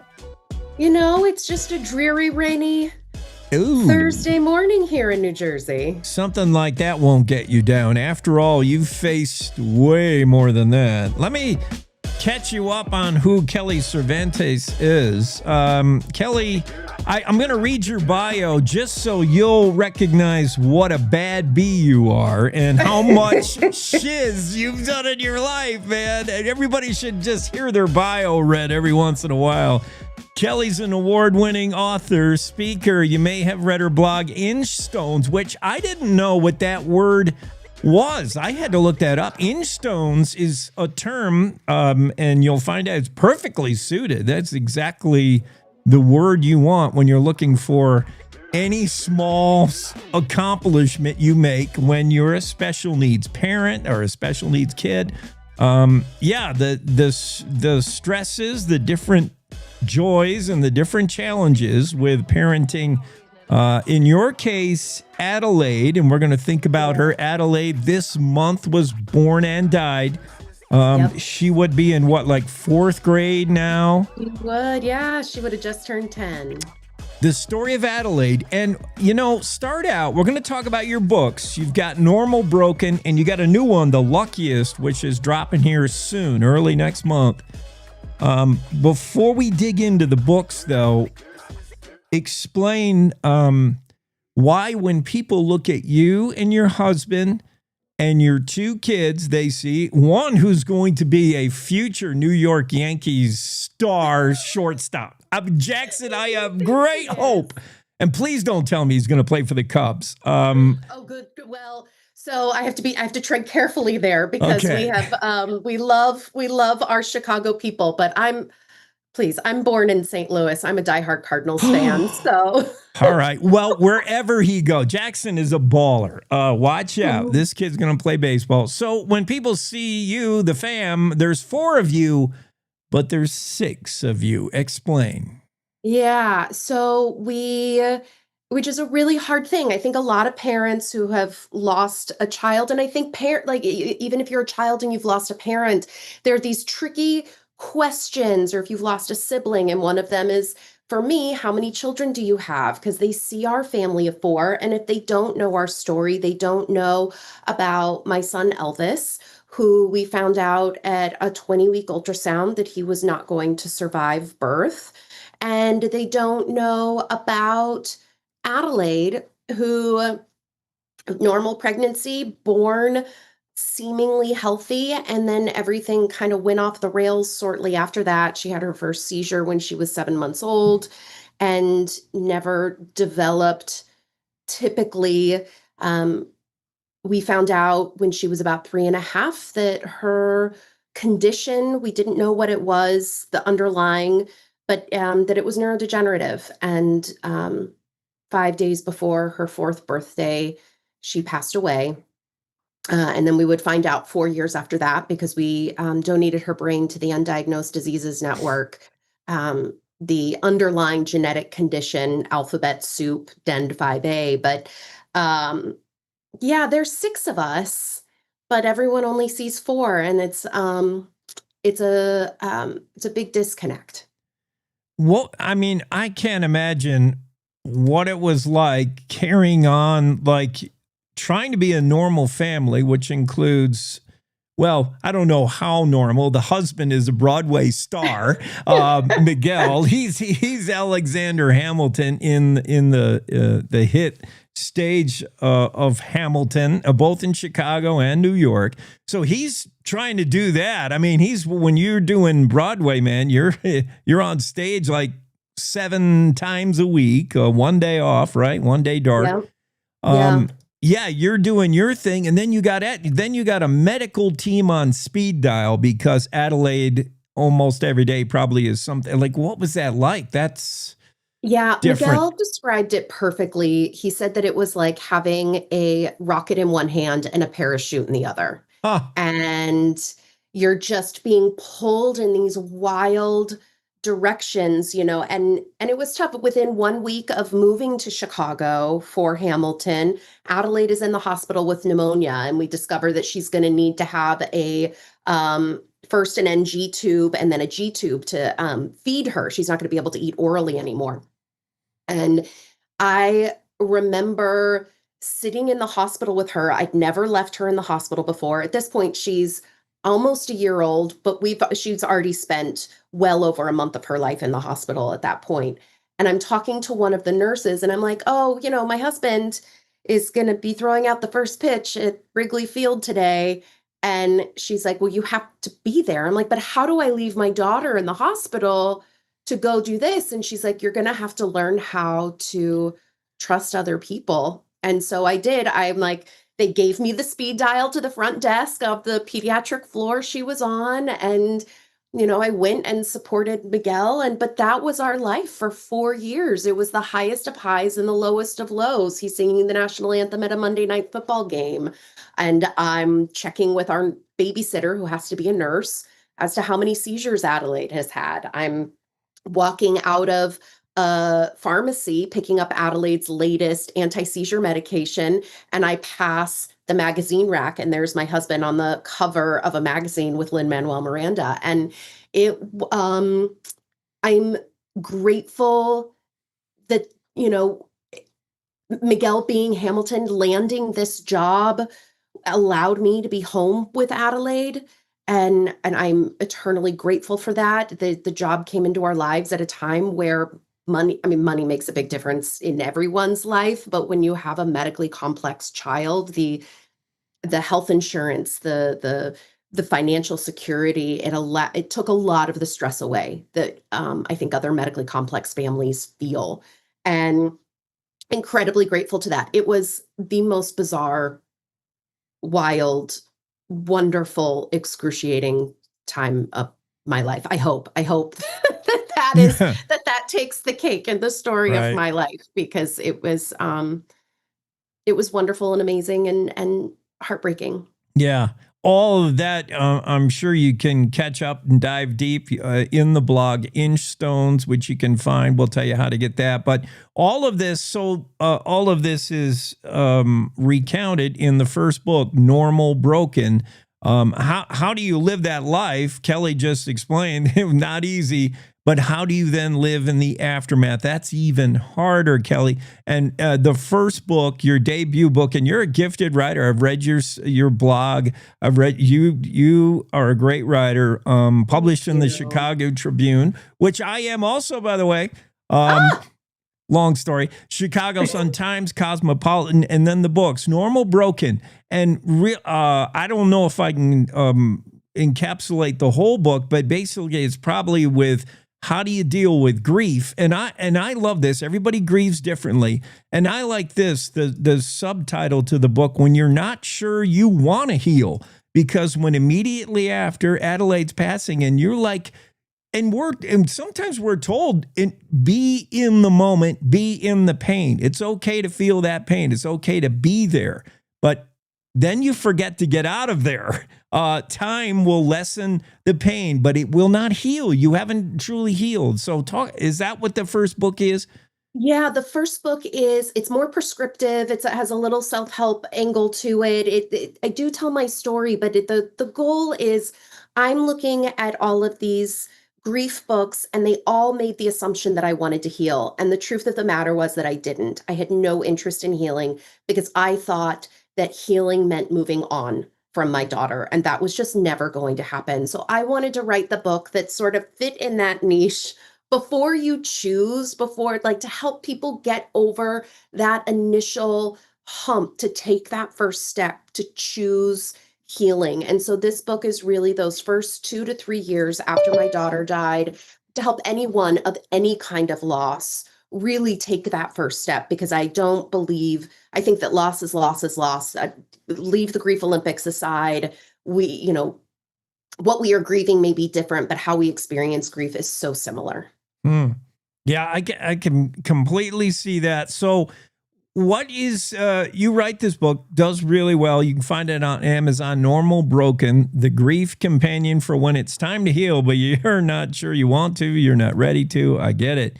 But what now led you, other than just write? I think you're a person who just needs to write. What about this second book, November 4th? It comes out, The Luckiest, a memoir of love, loss, motherhood, and the pursuit of self. What's behind this one? So this book, you're right. Writing is my therapy. I have struggled at several points in my life over this idea of who I am, what I'm supposed to be doing here, and which I think is something a lot of people is familiar. But I've had, I'm 43 years old. I've had 4 careers in my life. I have lived all over the country, and I wanted to sort of examine my own life, because I look at where I am today in my life, and it's really beautiful. There's a lot of pain. But my life as it stands today is really quite lovely. And there's 101 things I wish I could change about my past, but every single piece of my past brought me to where I am today. And so I wanted to sort of examine this idea that we are constantly becoming, we are constantly evolving. It was inspired by poet Maggie Smith. She said, "We are all nesting dolls carrying the previous iterations of ourselves inside of us." And I was like, yes. So every chapter is a different layer of my life that sort of brought me to where I am, this examination of how we evolve, that we are constantly becoming the next painted doll in the series of our lives. I like that. Peeling away the Russian paint, peeling away the onion Russian doll. Yeah. That's the doll. Okay. Yeah, that's pretty cool. One last thing, and I'll bring it up just to show, I mean, this is a woman who is walking the talk when it comes to, we're still grieving Elvis, Adelaide, still challenged with 2 dogs named after hot sauces, and a husband whose job requires him to get flowers thrown at him by adoring women fans. You yourself, cancer diagnosis, what's going on with that? How's that going? Yeah, thank you. In January of this year, I was diagnosed with breast cancer. I am currently cancer-free. I am also boob-free. They had to pick. They took those. That has been this whole additional, and I'm going through this as I'm editing The Luckiest. Yeah. It was all sort of happening at the same time. So I wrote a bonus chapter for The Luckiest. If anyone pre-orders, they can submit their receipt to theluckiestbook@gmail.com and get this bonus chapter that is about the cancer journey, that it's titled The Patient, because I had gone through, I knew the American medical system forwards and backwards. But as a caregiver, as an advocate, this was my first time entering it as a patient, and it was a wildly different experience. I'm incredibly grateful to medical research, because my type of cancer was very much treatable. And so that's a yay medical research. But that's not the case for everyone. And Lord knows, if there had been more medical research done in other areas, my daughter could still be alive today. So we have a long ways to go, but it's been, this year it doesn't stop. There's always asteroids circling and waiting to crater at our feet. And it's not a question of if or when, it's a question of how you choose to navigate around them. And you've chosen to be open, transparent about it, write about it, help the next person about it. The Luckiest drops November 4th, and then the book tour begins. New Jersey, New York City, Chicago, Boston, out on the West Coast. And you and Miguel will be at all of these, most of these. So he'll be performing alongside of me, singing those Hamilton songs. Cool. If you get a chance, drop in on one of those, or at least get out there, read the book. Learn more. Kelly Cervantes cowboyststatedailycommentary.com. Find out more on the interwebs and buy one or both of those books right away. Kelly, thank you. Thank you so much. Hope it stops raining over there. Me too. All right. Have a great day. Cowboy State Daily Show with Jake continues. Let's get right back into the Zoom room, see if our weather guy is still there. I hope he is. Down day weather forecast. Yes, we do have Halloween coming up. We do have a hurricane we were watching. Don, sorry we're late to get to you. We have a award-winning author on as your opener. Now it's your day weather time. Looks like a nice day today. I was Sunday. Did I tell you this? Sunday in Lander. I'm going to be golfing. I booked a tee time. Golfing. Good day to golf. Good. Sunday. Good for you. I mean, you're calling like mid 60s and sunny on November 1st. So yeah, I'm more than happy to take advantage. I mean, fall for Wyoming is like the ultimate guy time of year. Okay, so think about this. You could technically do all these things this weekend. You could go elk hunting. Yeah. You could go golfing. You could go to a football game. I mean, all of these, it's awesome time of year. It's all available. You're right. I never thought of that. This is guys coming into it's guy time. It's me time. Yeah, I like that. Halloween's going to look not too bad, at least not compared to some we've had. Right. Yeah, it should be dry. It's going to be a little chilly, a little on the cool side, but not bad. Did I see I don't know if it's record high, but a heat wave going on in California right now or the next couple days? Are they getting really warm, unusually warm? Well, they're going to have a couple of days of high pressure, kind of like what we're having. Yeah. That's going to make them a little bit warm. But so far for the year, how many times on the news did you hear about a California heat wave this year? Well, not much. 0. Yeah. No, in fact, it's been a cooler than average year in California. So, yeah, a little bit warmer, but going to be great weather for the Cowboys in San Diego Saturday evening. Sandy, of course, there's usually no weather in San Diego, and this is no exception. Isn't that the town they say that no matter what the calendar says, it's 70 and mild like every day of the year? It can be, yes. Yeah, interesting. Anything long range that we're looking at when we turn the page on November? Not until late next week. Really, we're going to have this nice stretch of weather through at least Wednesday. So we're just. We've got 6 or 7 days of this. Now, I do see a frontal system around Thursday and Friday, another one right behind that a couple days later. Do they look like big storms? They don't. But that's when the next chance of precipitation, the next change in the weather will come our way. So enjoy this. A lot of times early November can be the opposite.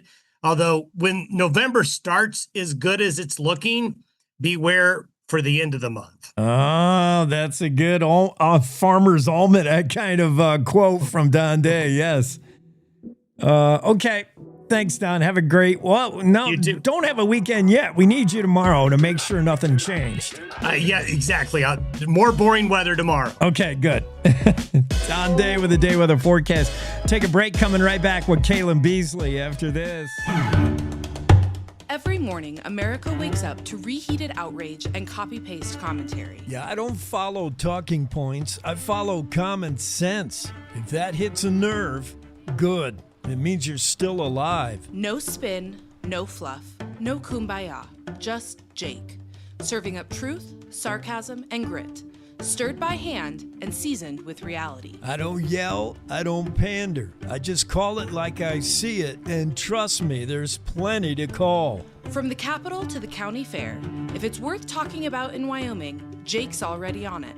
No permission needed, no script required. The West was built by people who spoke their minds and stood their ground. I'm just making sure we don't forget how. The Jake Show. Weekdays on cowboyststatedaily.com and wherever bold voices still have a mic. No apologies, no filter, no bull. This is the Cowboy State Daily Radio Network.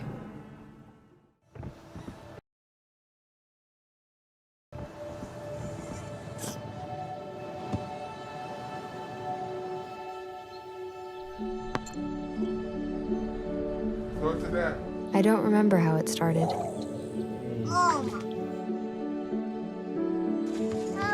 Our back and forth. Victory. Fumble. Repeat. It always came back. Dad! Okay, here we go, throw it! Yeah. You probably don't remember what you told me, That was perfect. but I heard every word. Nice.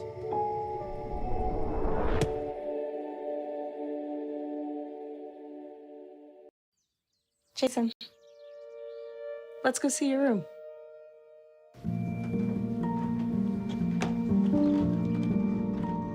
What do you think? We kept it a little spare, so you can decorate it how you like.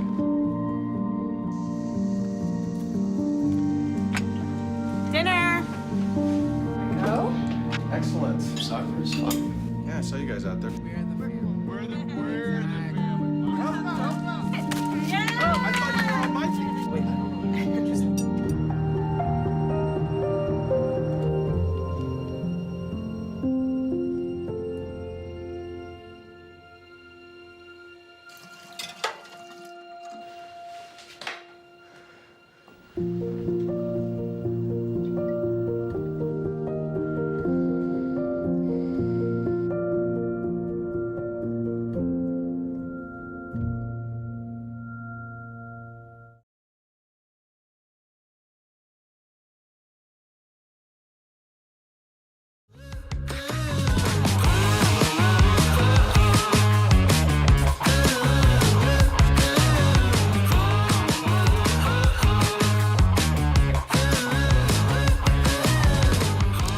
Cowboy State Daily Show here on a Thursday where apparently every guest is running fashionably late.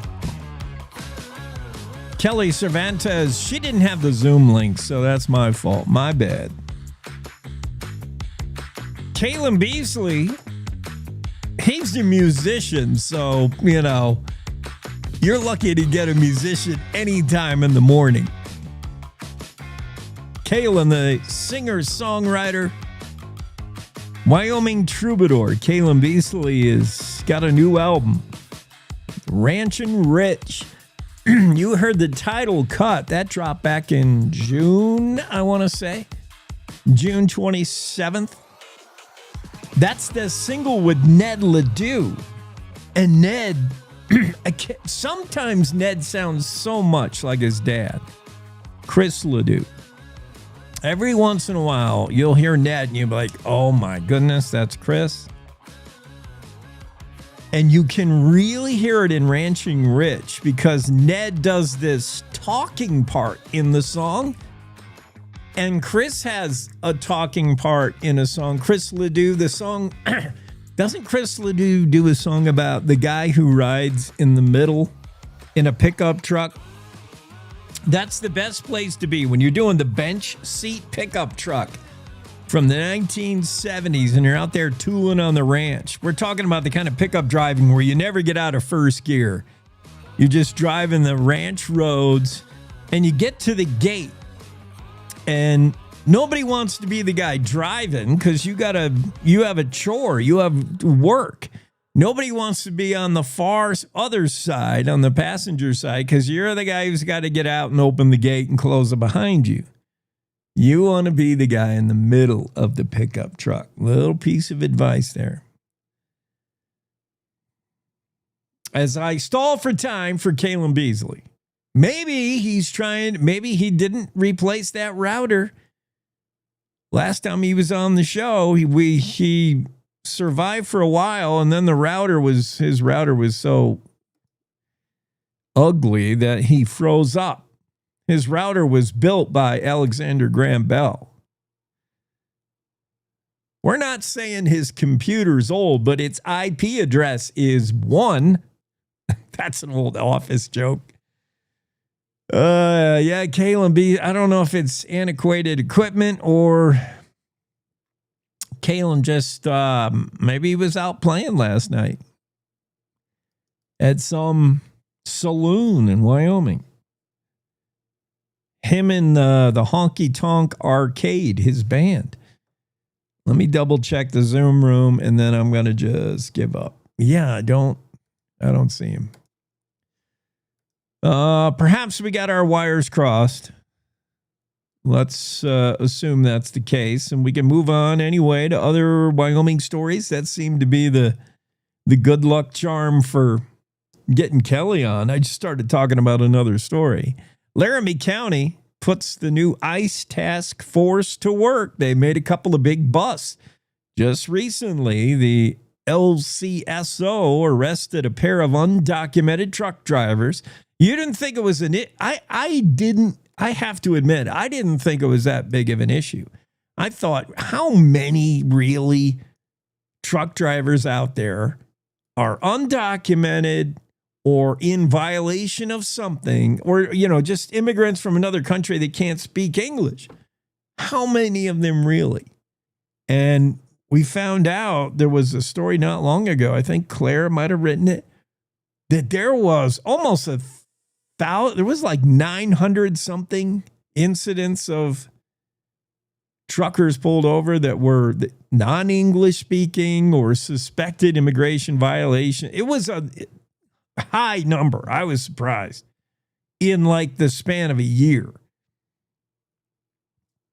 And now that we have new laws, Sheriff Brian Kozak said, here's what we've been busy doing. This is just a couple of recent cases.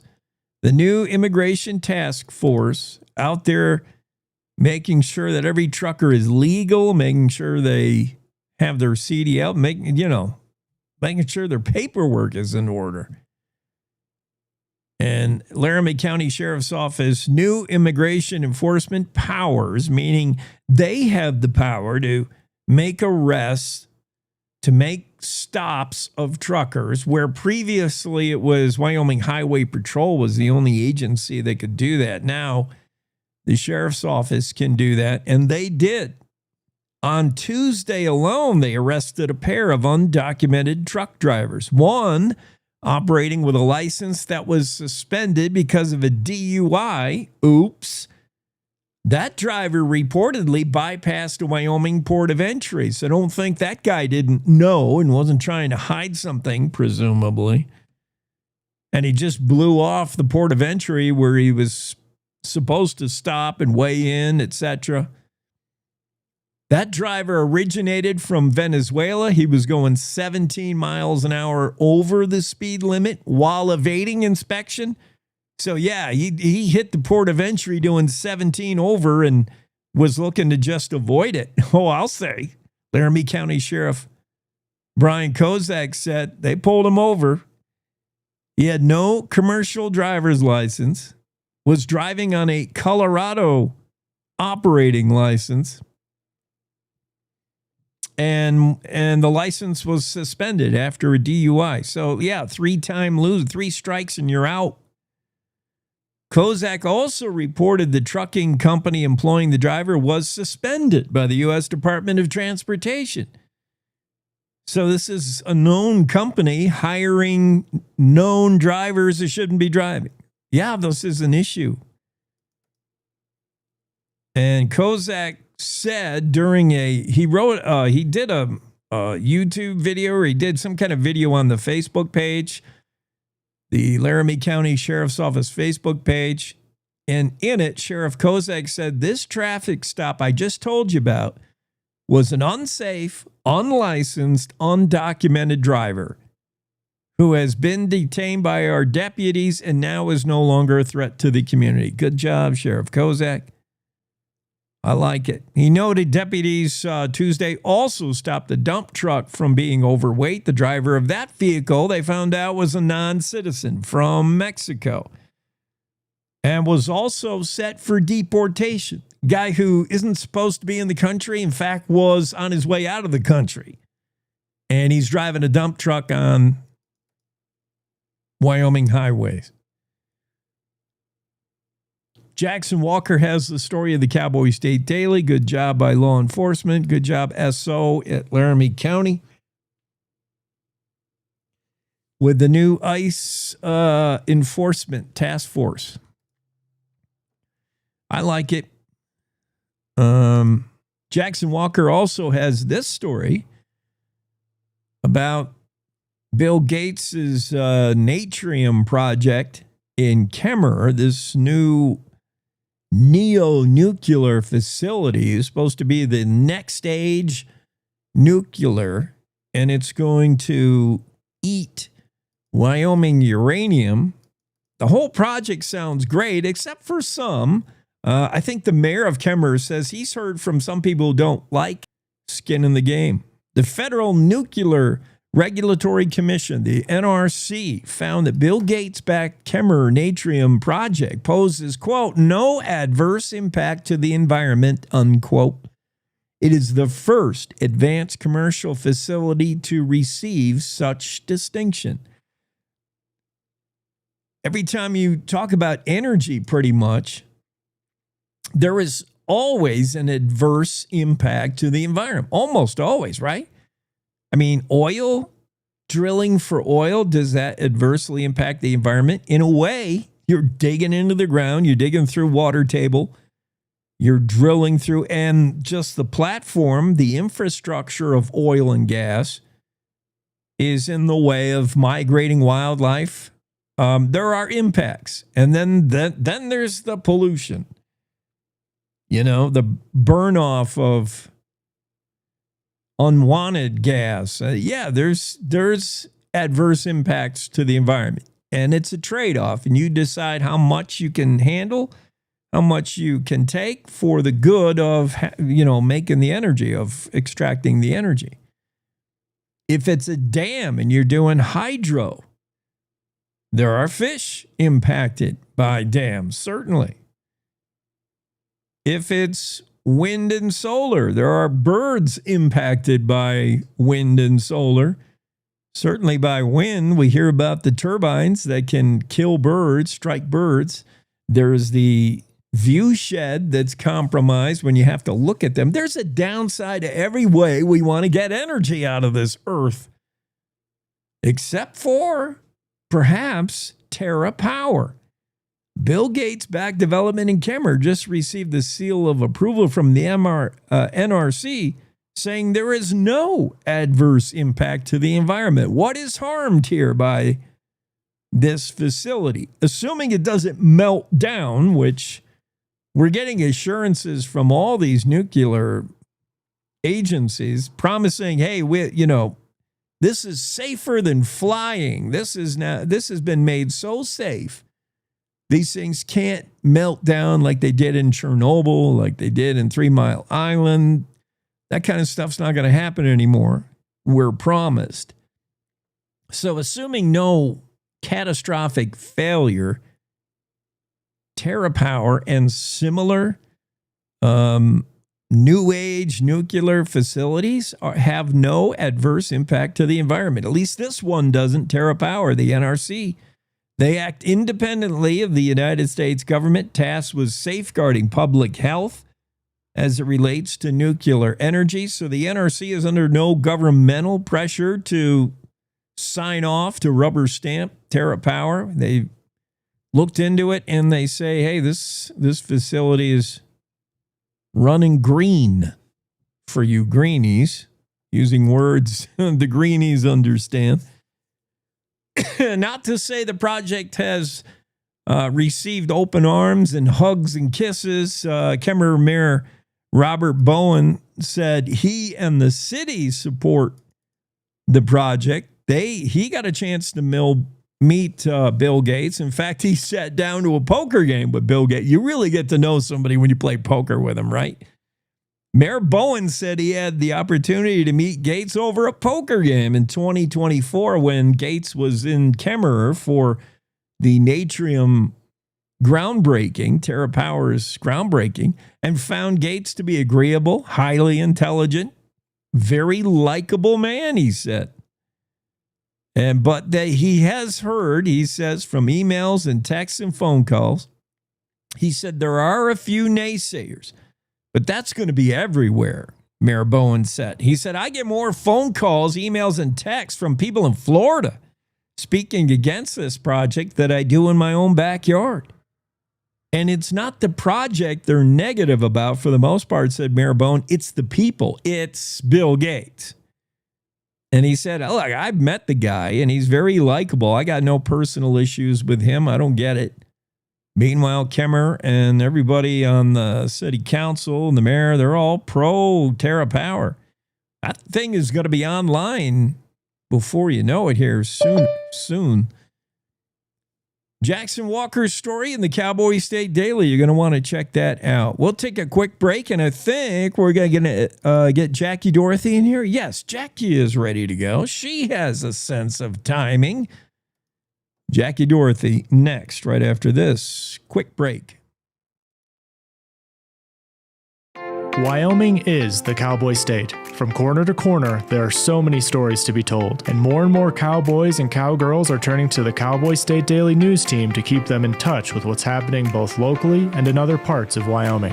I'm Riley Strand, videographer and production assistant for Cowboy State Daily Video News. We're proud to bring the most important stories to our viewers every day. The stories that start conversations, the stories that make us laugh, the stories that make us think. Our experienced journalists at Cowboy State Daily are crisscrossing the state every day, talking to those who know the news best. Every day, host Wendy Core and I talk to the reporters who are covering the topics, issues, and people that are important to Wyomingites. And in our daily newscast, we bring you those stories.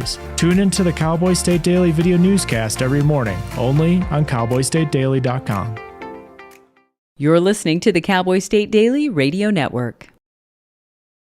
Sometimes fatherhood I'm the first Viking who wouldn't kill a dragon. can feel like an epic battle. But you will. But you can change your kid's world just by being there. And with a little help, you won't believe how high they can soar. All right, bud, you ready? I'm proud to call you my son. Come on! Never stop being a dad. To learn more, visit fathersincorporated.com.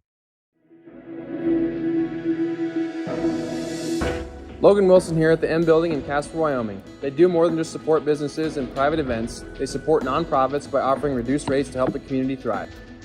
The staff here at the M Building have been incredible in helping me organize a fantastic event. They are great partners for those who want to make a positive impact on the community. Come check out the M for your next event.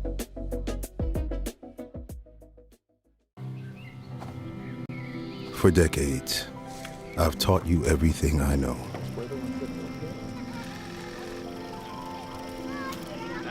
How to safely build a fire. How to control the flames.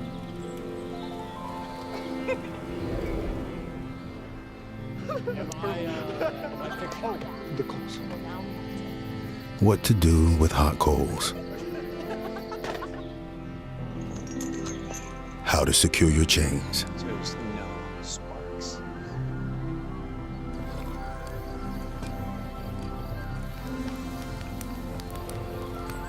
But I can only teach wildfire prevention. Only you can prevent wildfires.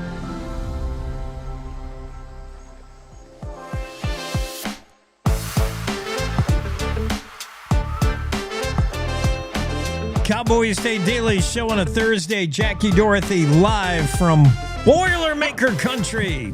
Boiler, that's a cool logo. You got the T for Thermopolis and the C for Boiler. That doesn't make sense. The C for, what is their real name? It's Bobcats. Bobcats. Darn. Go Cats. Yeah, cool. You, not only are you appearing here with your head, which you can, congratulations to you for bringing your head along on this appearance, because that's not always the case, as we'll find out in a spooky Halloween story. But yeah, your hair is getting ever longer, Jackie. Well, I guess it's just that great Thermopolis water. What can I say? Yeah. Haunted Wyoming, Jackie Dorothy's story about the headless woman of Cheyenne and other terrifying tales. Why does this woman have no head? Catch us up here. What's going on? Well, this was a great story. They had several sightings, and the newspapers were going around trying to debunk it.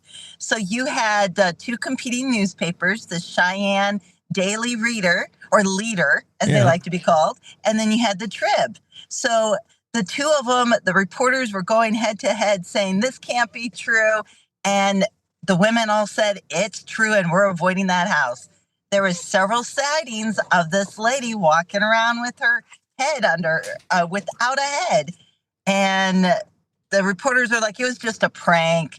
The women are like, we're just going to avoid that house. Well, women without a brain, I mean, that's kind of an everyday thing. Uh-oh, the wife is off. Uh-oh, she's making noise. Women without... She has a rolling pin. Women without a head, though, she went right for the bread knife.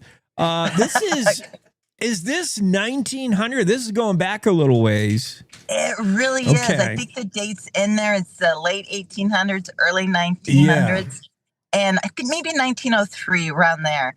But what ended up happening is there was this house that was across from a laundromat, and the young women working there claimed that they had seen this headless apparition walking around, and it got enough attention that the reporters were there. They never saw her. They couldn't debunk her, but they said, can't be true. I can imagine the editors of both those newspapers assigning probably their cub journalists are like, you have got to find evidence of this headless woman before that other paper does. You're like, this is your job. Like, find me the headless woman and don't come back until you've got that story and a photograph. Oh, it is. I just love it because you're reading in there not only about this headless woman, but you're also kind of getting the competition between these two as they kind of get jibes at each other. Because the first story ran, it didn't try to debunk it at all. It said, hey, a headless woman was spotted. Then the Daily Leader responded, it's like, oh, our friends at the Trib, those poor people. Whoa. So how do you find these stories? Because we know once you're aware of the story, you can go look it up. You can find newspaper archives, but it's not like you're reading the newspapers of the day from 1900, Jack. Do you have that much time on your hands? How do you find out about these? This one was because I was studying about the Cheyenne Depot. I had come across Haunted Cheyenne by Jill Pope. And if anyone knows how to get a hold of her, let me know. I'd love to talk to this lady. Oh, okay. She used to be in charge of the visitors, Cheyenne, the trolley, and all this. But anyway, she had written about these different stories that had happened at the Cheyenne Depot. So I went back and was reading those stories and stumbled across this headless woman. So that's how it works. You know, you go down the rabbit holes, you're working over here, and suddenly you're over here. Yeah. And it's also October, and you have an editor saying, get me scary stories. Halloween's coming, and perfect. No, what a hard beat that is. I know. Find me spooky stories, and you found one, the headless woman, although never proved, but... Yeah, go ahead, and you spend time around that building. What house is this? Across from the laundromat? Yes, I actually found the address. I had I went on what is that one? The realty site that starts with a Z. Oh, Zillow, yeah. Yes, Zillow actually had a picture of where this house was. It looks like it's still there. Ooh. And yeah, so if readers are curious, I'm curious to know if it's still haunted. Yeah. Or if this was a one-time deal. Probably selling cheap, as those haunted houses. Now, see, would you be, if you were in the buying, if you were interested and you were a buyer, would you rather know that the real estate agent was trying to downplay that weird chains and bumps in the night that the house has? Or would that be appealing to you? Would you say, hey, I'll pay more to know that we've got that history? No, I have to be honest. If I wasn't totally invested in the property and I knew that it was haunted, I don't think I'd buy it. It would be, even though... It be one of those that's I'm not checking a box. Okay, we're talking about rabbit holes. I did find, and it was carried in all the Wyoming newspapers because I kept stumbling back over it and over again. But there was a person in London that actually wrote a letter to the realtor and said, look, I'm desperate for a house. If you guys have one that's haunted, I'll stay there. I'll take it. I'll take it off your hands and I'll stay there for free. And so this it caught people's interest. It's like, here's someone volunteering to live in a haunted house for free. That is probably the rare exception. Most people are like Jackie. They would rather write a story for their paper about a haunted house, but they're not in the market for one. Don't want to live. No, that's when the priest has to come in and it's like, I'm not moving in until this place is blessed. Yeah. That's so weird. Okay, any more? Tomorrow's Halloween. Do you have one last haunted story that's coming our way? What do you got? I hope so. This one's a ghost train. And I had fun with this story because it was about Cinnabar. And I'm hoping I'm doing the name right. It's named after the rock. Yeah. But it was a town, and I kind of stepped outside our boundaries, but it's in Montana, but it's a Yellowstone town. And this one became a history story because I had so much fun. But this reports where there was a ghost train, and you could hear the whistle, and once a year it would appear, but there's no depot, and even the tracks have been torn up. So it was like, this is a fun story. But what was really cool about it was a very wild town. I found first-person accounts. I found where President Theodore Roosevelt, spent 14 days, and this was his Wild West White House for this time period. And 9 days after he left, the town dissipated. They lost the railroad. Everybody left. Literally just over a week after President Theodore Roosevelt used it as the White House. And it's a fascinating story just with the town itself. How many sightings of the ghost train happened about 2 a.m. after the saloons closed in this town? I think quite a few. I'm thinking it was definitely a wild, wild place. I mean, the saloons outnumbered everything. And I did not see an account of a church being in this particular town. Yeah. Usually that's the first thing built or the second thing built. You get the saloon and then you got to have a church to counterbalance. That's fascinating. We can put that story right there with the ghost ship that's seen on is it the Platte River? The ghost ship that's one of my favorites. That one actually creeped me out so bad. I will be doing these stories and then it's like, these are fun. But this one, there is something about it that just seemed so off. Yeah. And then I discovered what it was. What? The author was in that huge movement. The author of this one, his name is in the story. I cannot remember it, but he's the one that coined the term Devil's Triangle. He came up with the spontaneous combustion when people would come, all of a sudden burst into flames. Yeah. He was in that sort of like that science world that was pseudoscience in the 40s. So all these terms he came up with in the 60s, they grabbed onto. And he is so creepy. So the author is the one that makes this story bad. Ugh. You are creeping me out, Jackie. Well, that's my job this week. The ghost train, the headless woman, and the scariest thing is what the thermop boilers are going to do to Burns tomorrow. Is it Burns? Yeah. Go get them. Halloween football Friday night under the lights. Jackie will be there. Good luck. I will be. Good luck to your thermop. They should handle this one. I think you're going all the way to state. I really do. That would be awesome. First time in years. Cool. All right. Have a great weekend, Jackie. You as well. See you, Jake. Jackie Dorothy, Cowboy State Daily. She's got one more chiller of a story for you. And hopefully that'll drop tomorrow for Halloween. Read this one, though. Haunted Wyoming, the Headless Woman of Cheyenne, and other terrifying tales. Jackie Dorothy spreading the cheer, spreading the fear during Halloween. which is going to be here before we know it. This is the eve of Halloween, and we're trying to decide what you call that.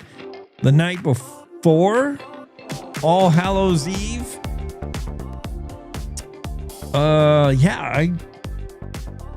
Halloween Eve. I don't know, but it'll be here soon enough. Trick-or-treating stories, scary stories. We're going to share all that stuff with you as we work our way through this Thursday, day before. On the Cowboy State Daily Show, we got to bust out here for top of the hour news for our radio affiliates. We'll see you right on the other side, I promise, with a lot more show. We got more special guests coming up. Alla Kaluzhny is going to be with us. That is going to be a spooky visit. You don't want to miss it. Right after top of the hour news now.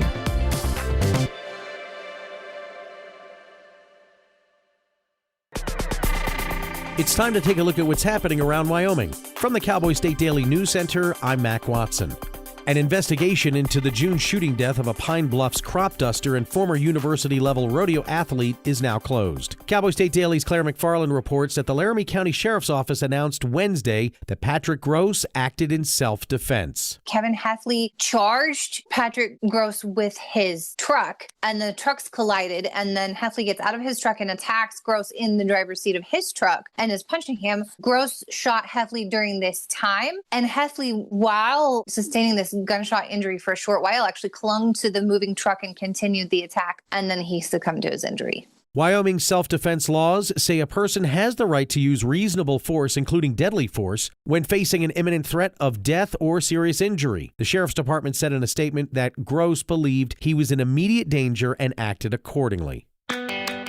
The Federal Nuclear Regulatory Commission has found that the Bill Gates-backed Kemmerer Natrium project poses no adverse impact to the environment. Cowboy State Daily's Jackson Walker reports that this is a major step forward for the project. This distinction is a huge victory for project organizers due to the fact that this is the first such facility to receive such a distinction. Now, this is another crucial hurdle in the project step of being fully certified by the NRC. TerraPower President and CEO Chris Levesque is cheering the announcement. In an email to Cowboy State Daily, Levesque writes, TerraPower has been committed to bringing the next generation of nuclear power to fruition.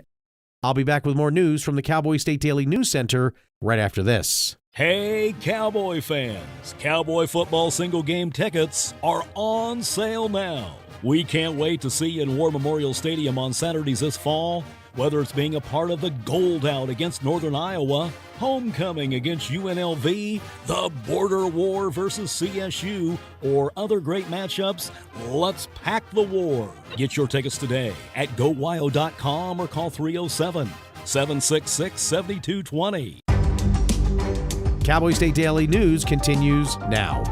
Much to the relief of the people who live in Green River, the westbound Green River Tunnel reopened to traffic on Wednesday. This comes more than 8 months after a fiery and fatal 26-vehicle crash burned and damaged it. But as Cowboy State Daily's Scott Schwebke reports, not everyone is celebrating. There was a 21-year-old woman who was seriously injured in the crash, and she's now suing 3 trucking companies, all for negligence. Back on Valentine's Day of this year, a Toyota Tundra pickup lost control just as it exited the westbound tunnel on Interstate 80 outside of Green River. That sparked a 26-vehicle triple fatal pileup, according to the National Transportation Safety Board's preliminary report. The Laramie County Sheriff's Office arrested a pair of undocumented truck drivers Tuesday for suspected immigration violations. Cowboy State Daily's Jackson Walker reports that the Sheriff's Office says they're examples of the work being done by the department's new immigration task force. Laramie County Sheriff Brian Kozak announced that his department on Tuesday arrested 2 individuals suspected of being non-citizens. One individual was driving a truck from Colorado to Wyoming and attempting to escape detection at the port of entry. When they were pulled over, it was discovered that this individual came from Venezuela and was operating the vehicle without required licenses. This individual is scheduled to be removed from the country back to their country of origin. The second individual, which Kozak said was arrested was stopped for driving a dump truck that was overweight and did not comply with specific regulations from that vehicle. That individual allegedly hailed from Mexico and is also set to be deported. Sheriff Kozak is among 25 deputies in Laramie County that have been certified through a partnership with Immigration and Customs Enforcement in order to enforce immigration laws here in the state. Wyoming hunters are saying it's unfair when big game hunting tags in some areas all go to landowners. Cowboy State Daily's Mark Hines reports a legislative committee advanced a bill Wednesday that could cap landowner tag allocations at 40% under some circumstances. The issues that came up today is in certain hunt areas, it has happened. It's kind of a weird confluence of circumstances, but it has happened in some small hunt areas where all the tags have gone to landowners and none have been left over for the general public to draw from. The legislature's Joint Agricultural, State, and Public Lands and Water Resources voted to forward a draft bill to potentially cap the number of landowner tags under such circumstances. An identical draft bill is up for consideration next month before the Joint Travel, Recreation, Wildlife, and Cultural Resources Committee. And that's today's news. Get your free digital subscription to Wyoming's only statewide newspaper by hitting the daily newsletter button at cowboystatedaily.com. I'm Mac Watson for Cowboy State Daily. When you hear the words nonprofit organization, what comes to mind? Is it a place your dog called home before finding you? Is it an organization that supports accessibility? Is it a place that ensures your safety and that of those you love? That protects endangered wildlife and habitats or fights for our most basic needs? It's impossible to show all the ways nonprofit organizations make a difference in our world. One animal, one person, one cause at a time, but it's not impossible to be part of it. When you give what you have to a nonprofit organization that needs what you can give, you help promote, protect, and strengthen the reach of these incredible organizations. The Nonprofit Alliance is here, helping connect people like you to the nonprofits that enrich your life, your community, and the world we share. Reach out to a nonprofit organization that inspires you today to find how you can help make the world a better place.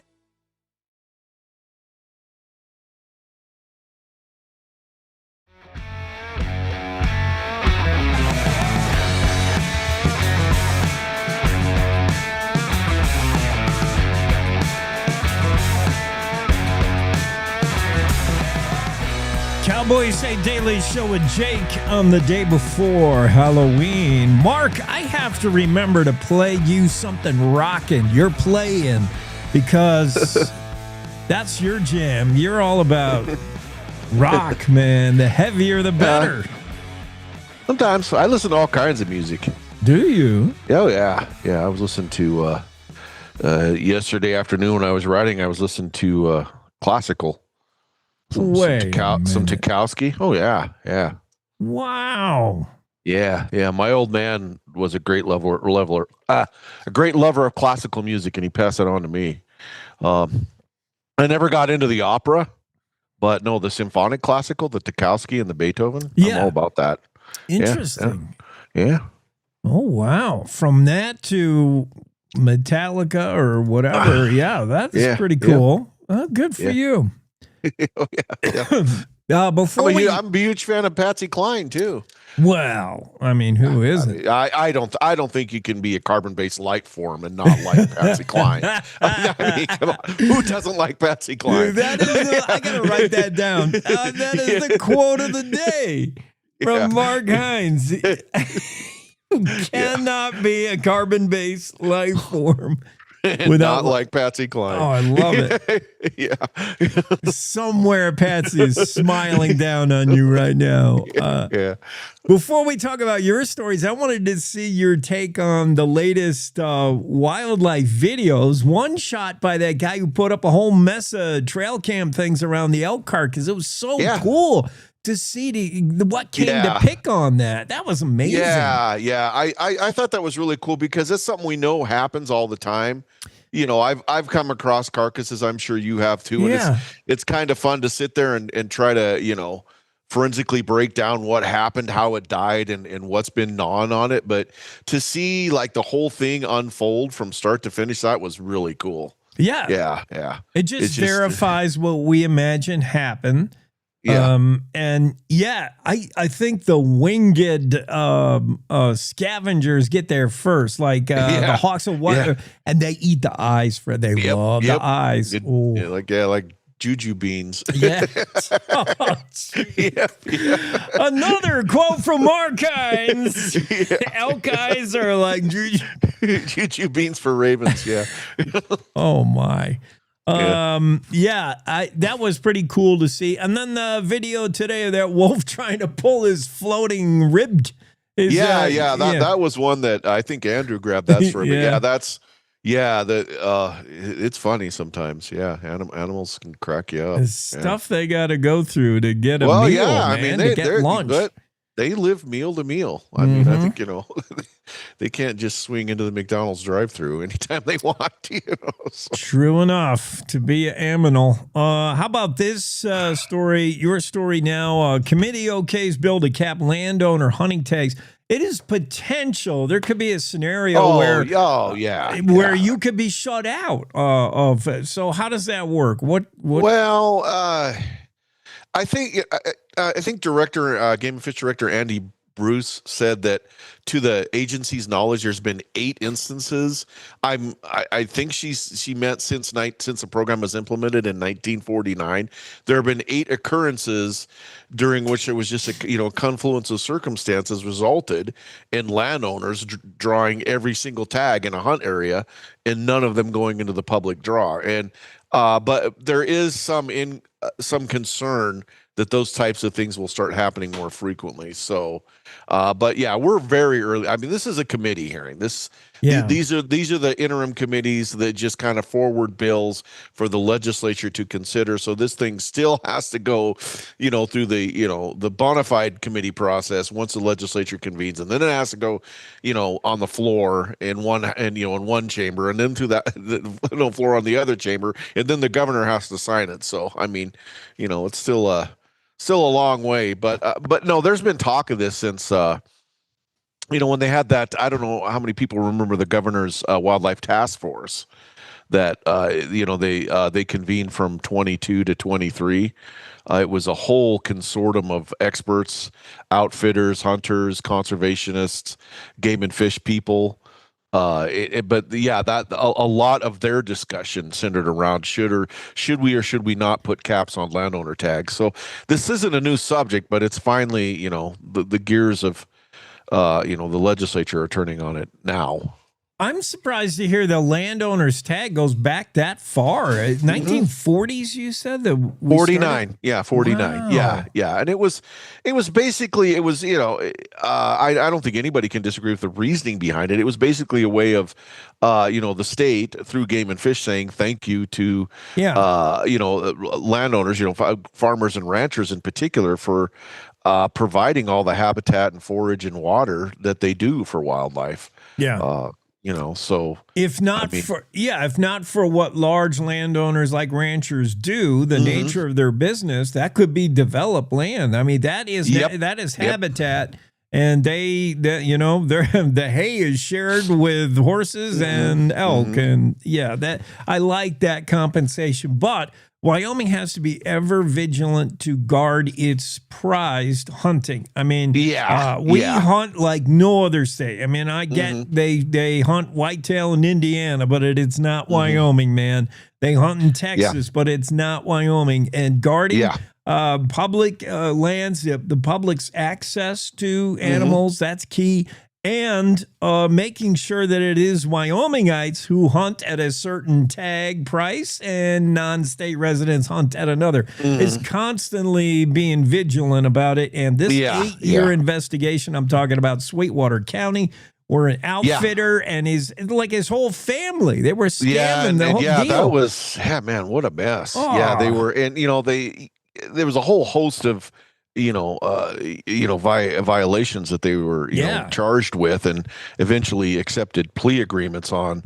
But that seemed to be kind of the linchpin of the thing, is that they were finding ways to get non-residents to get them tags at resident tag prices, and that's a no. We don't do that. Yeah. The Thomases from Utah, maybe not Wyoming. The Jordans from Minnesota, and then plus there was wanton destruction. There was hunting stuff without a tag, out of sea.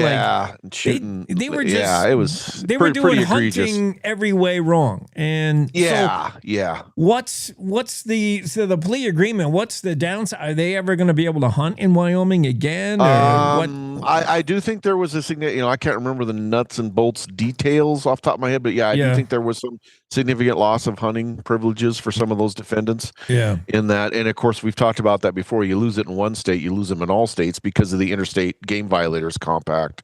So, but it's it's funny because I was just having a conversation on our way back from the gym. My daughter asked me, because we were talking about deer hunting, and I told her, well, I didn't shoot a deer because I didn't see one that was big enough to legally shoot in my area because I was hunting in an area with a points restriction.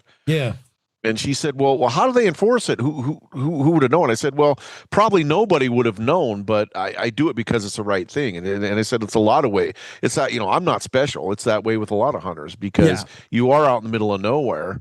And a lot of it just has to depend on the ethics of the hunters. So it's in a way, it's gratifying to hear when people get caught because,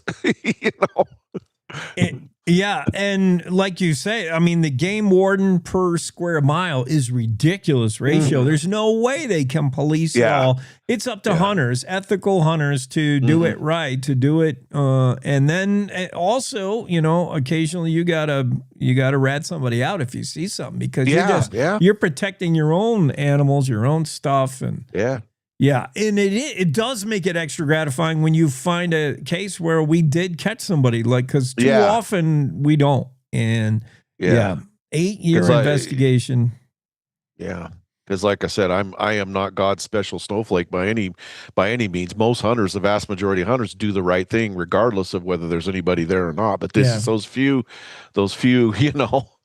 bad actors that want to go out and fudge the system, and so it's they mess it up, and they make the headlines where Mark Hines' unsuccessful hunt of 2025 is not going to make any news headlines, but but a buck lives another year and he'll get bigger because all right. It was just fun going in there before dark and seeing all the deer eyeballs in my headlamp. Because I'd start hiking in like way before sunrise because I wanted to beat everybody else in there.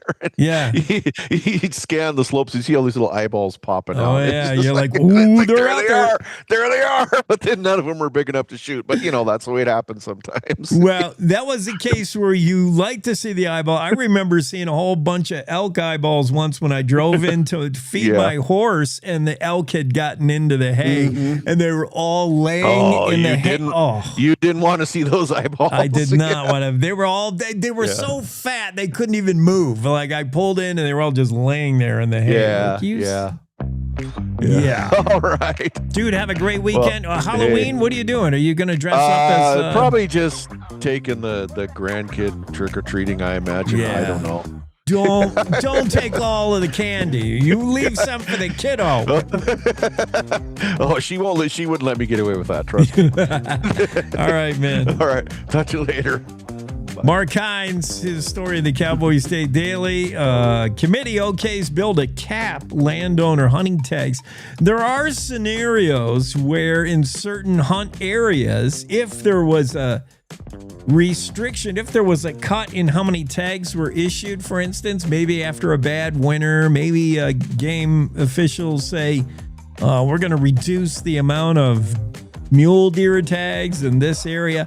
What gets cut is the public's half of before the landowners. So they want to make sure that no matter what happens, the public always has access to hunt in areas, and the landowners aren't the only ones who can hunt. Just making it fair. There's a bill they were talking about that advanced yesterday out of legislative committee.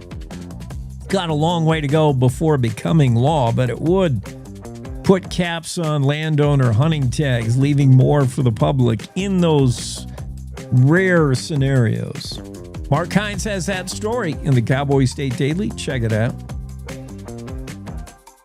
Special guest coming up. Yeah, Allah's going to be here momentarily. You're going to like this.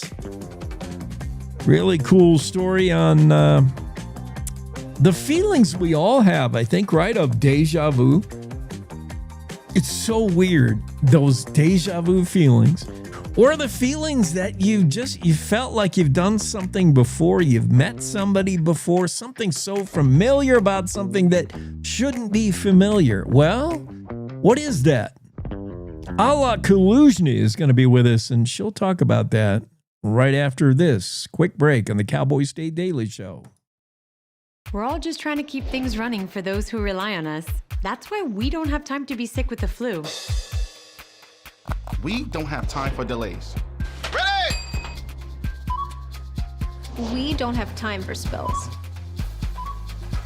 Next. We don't have time for setbacks. Let's be real. Getting the flu shot helps you fight the flu. Get a flu shot for yourself and those around you too. This is the Cowboy State Daily Radio Network. Mom, I got it. What are you doing in there? I got stuff. Oh. Are you a dog? I wouldn't do that. Have you seen the pliers? Where'd you find those? It's not your birthday. Sorry. Bye, Grandpa. Bye, Grandpa. Take care of yourself. What are you doing? What are you looking for?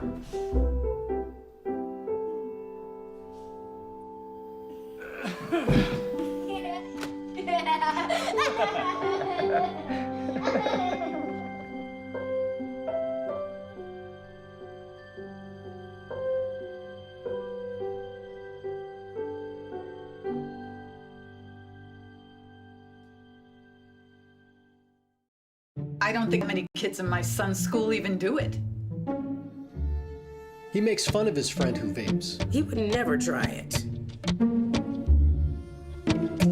She's into soccer. She's on the honor roll. She's just not the type.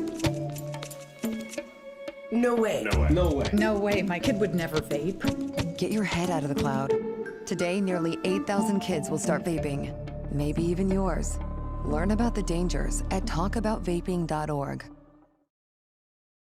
Life's daily battles are not meant to be fought alone. We're not powerless, so long as we don't lose sight of what's important. Don't be afraid to seize that moment to talk to your friends. Cloud, you okay? Because checking in on a friend can create a safe space. The first step on our new journey. You coming? Reach out to a friend about their mental health. Seize the awkward. It's totally worth it.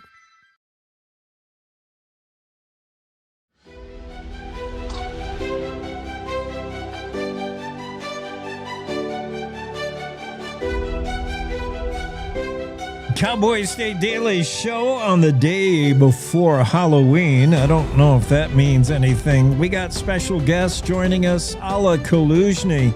And, you know, have you ever felt when you met somebody new that you immediately gravitated toward them and you immediately liked them for some reason, or they gave you a real chill feeling like, I don't like this person. I don't even know them, and something weird. Maybe the dog's barking at them. Dogs sense that kind of stuff. Or just deja vu feelings that you've done something before. There's no way you could have. Well, that's where Allah comes in. Spiritual psychologist Allah Kaluzhny says these moments may be past life echoes. She's like a spiritual archaeologist, digging, excavating into layers of personal history, previous lives that live at a cellular level. It's in you. It's so weird. We're going to talk about the book, Turning New Pages, now 2 books, part 2, second edition. Allah, so good to have you on this Thursday. How's everything? Thank you, Jake. So glad to be on your show. Thank you. All right. I can tell from your accent in a previous life you were from Russia or the former Soviet Union. The former Soviet Union, yes. In this life you're living in this now. lifetime, yes. Yeah. Well, welcome here. When did you come over to the U.S.? About 30 years ago. Oh, wow. Little over 30 years ago. All right. Long enough to write in English. Yes. Yeah. Which do you like better? Have you gone back to Russia at all? No. No. Well, I cut my cords. Yeah. I hear you. All right. So, look, we got a lot to dive into. I'm so fascinated with this. When we talk about past lives, previous lives, it makes me think of Hinduism, Buddhism, where there's karma, like you are living with a purpose. Like the reason you have another life is because you're constantly needing to learn something. Is that what you think is about? Is that the reason why there's been, because you're trying to get somewhere, you're trying to be better, I guess? Well, that's absolutely true. Each reincarnation, according to my belief, is something that we need to work on and improve and learn. Yes, and that's our soul that is learning lessons. And we are just a vehicle for the soul. Every life time is the vehicle for the soul to learn something new. Now, how did you talk a little bit about yourself? You're certified in a lot of things. Oracle card reader. You got a master's degree in spiritual psychology. When did you first feel like, hey, I got a gift in this? I could be good at this. Well, what I learned about myself, first of all, was when I was doing therapy for my classmates. And then I realized when I saw a therapy session being here in the United States, I said, I've already been doing this since I was in high school. Why don't I go to become a therapist and start earning money for this? So that's what I learned, that I'm good at this and I can make a living. And in terms of spirituality, it did not come to me overnight or something. It was a... It happened. It didn't happen overnight. The past lives I learned from Brian Weiss, his book "Many Lives, Many Masters." I've heard him on a show, and when he was promoting his new book, that was 30 years ago, over 30 years ago, and as I heard him, it felt like he was talking to me, and after I listened to him and read his book, I became interested in past lives. And then I became a student at University of Santa Monica in Los Angeles, the spiritual psychology. And that's where it really kicked in. Yeah. That's where the training was added to some of your natural gifts. Like at first, the first thing I imagine, if you're going to go down the path you have, Alla, is you've got to be a good listener. You were able to listen to your classmates, your friends, whatever. You first listen and then never ignore those feelings. Like if you have a feeling of deja vu, you have to ask why. What is that? You got to explore yourself, right? Yes, exactly. And as you listen to others, you also learn to listen to yourself. And this is very important, to listen to yourself, to those deja vu, to those feelings, the goosebumps, all of it that our body sends signals us, and we just ignore it most of the time. Yeah, and it might be that small voice that encourages you to do something or warns you not to do something. You got to learn to listen to that voice. That means something. Yes. And that is the most important. Yeah. It's much more important to listen to other people, because that small voice really tells you, like you said, what to do, where to go, not to be there. So yeah. So this the University of Santa Monica, you started developing the ability, the spiritual ability, but you also you got into, and I think you're still into, marriage counseling. Which what is that like? How can you help people in their marriage. For instance, there might be a reason you're married to her or she's married to you. Maybe you were attracted to each other in past lives, or maybe you're not meant to be together. I don't know. How can you apply it to the marriage counseling? We all keep attracted or disliking each other. That happens all the time. In terms of the marriage, there are so many variables included in why we pick up this partner and not that partner. There are variety of reasons. But my second book, what I wanted to emphasize on my second book, Turning New Pages, was about friendships. And I decided that when we marriage and children and in-laws and parents, it's mostly about karma. When we are friends with somebody and we stay friends for a long time, it is the family that we choose. And I even use that quote that friends are the family that we choose. We can choose the partner, obviously, but then things happen. When it comes to friends, if we don't like something, we can split. But when we are friends for a long time, and this is what I explored in my second book, I wanted to trace where those friendships came from. I have a friend for the last, since we're friends since we're in fourth grade. So I'm afraid even to say how many years we're friends. Of 20. Yeah, at least. And I was asking myself, who was she before? And then I have other people. I have a friend from USM that we've been friends for 25 years.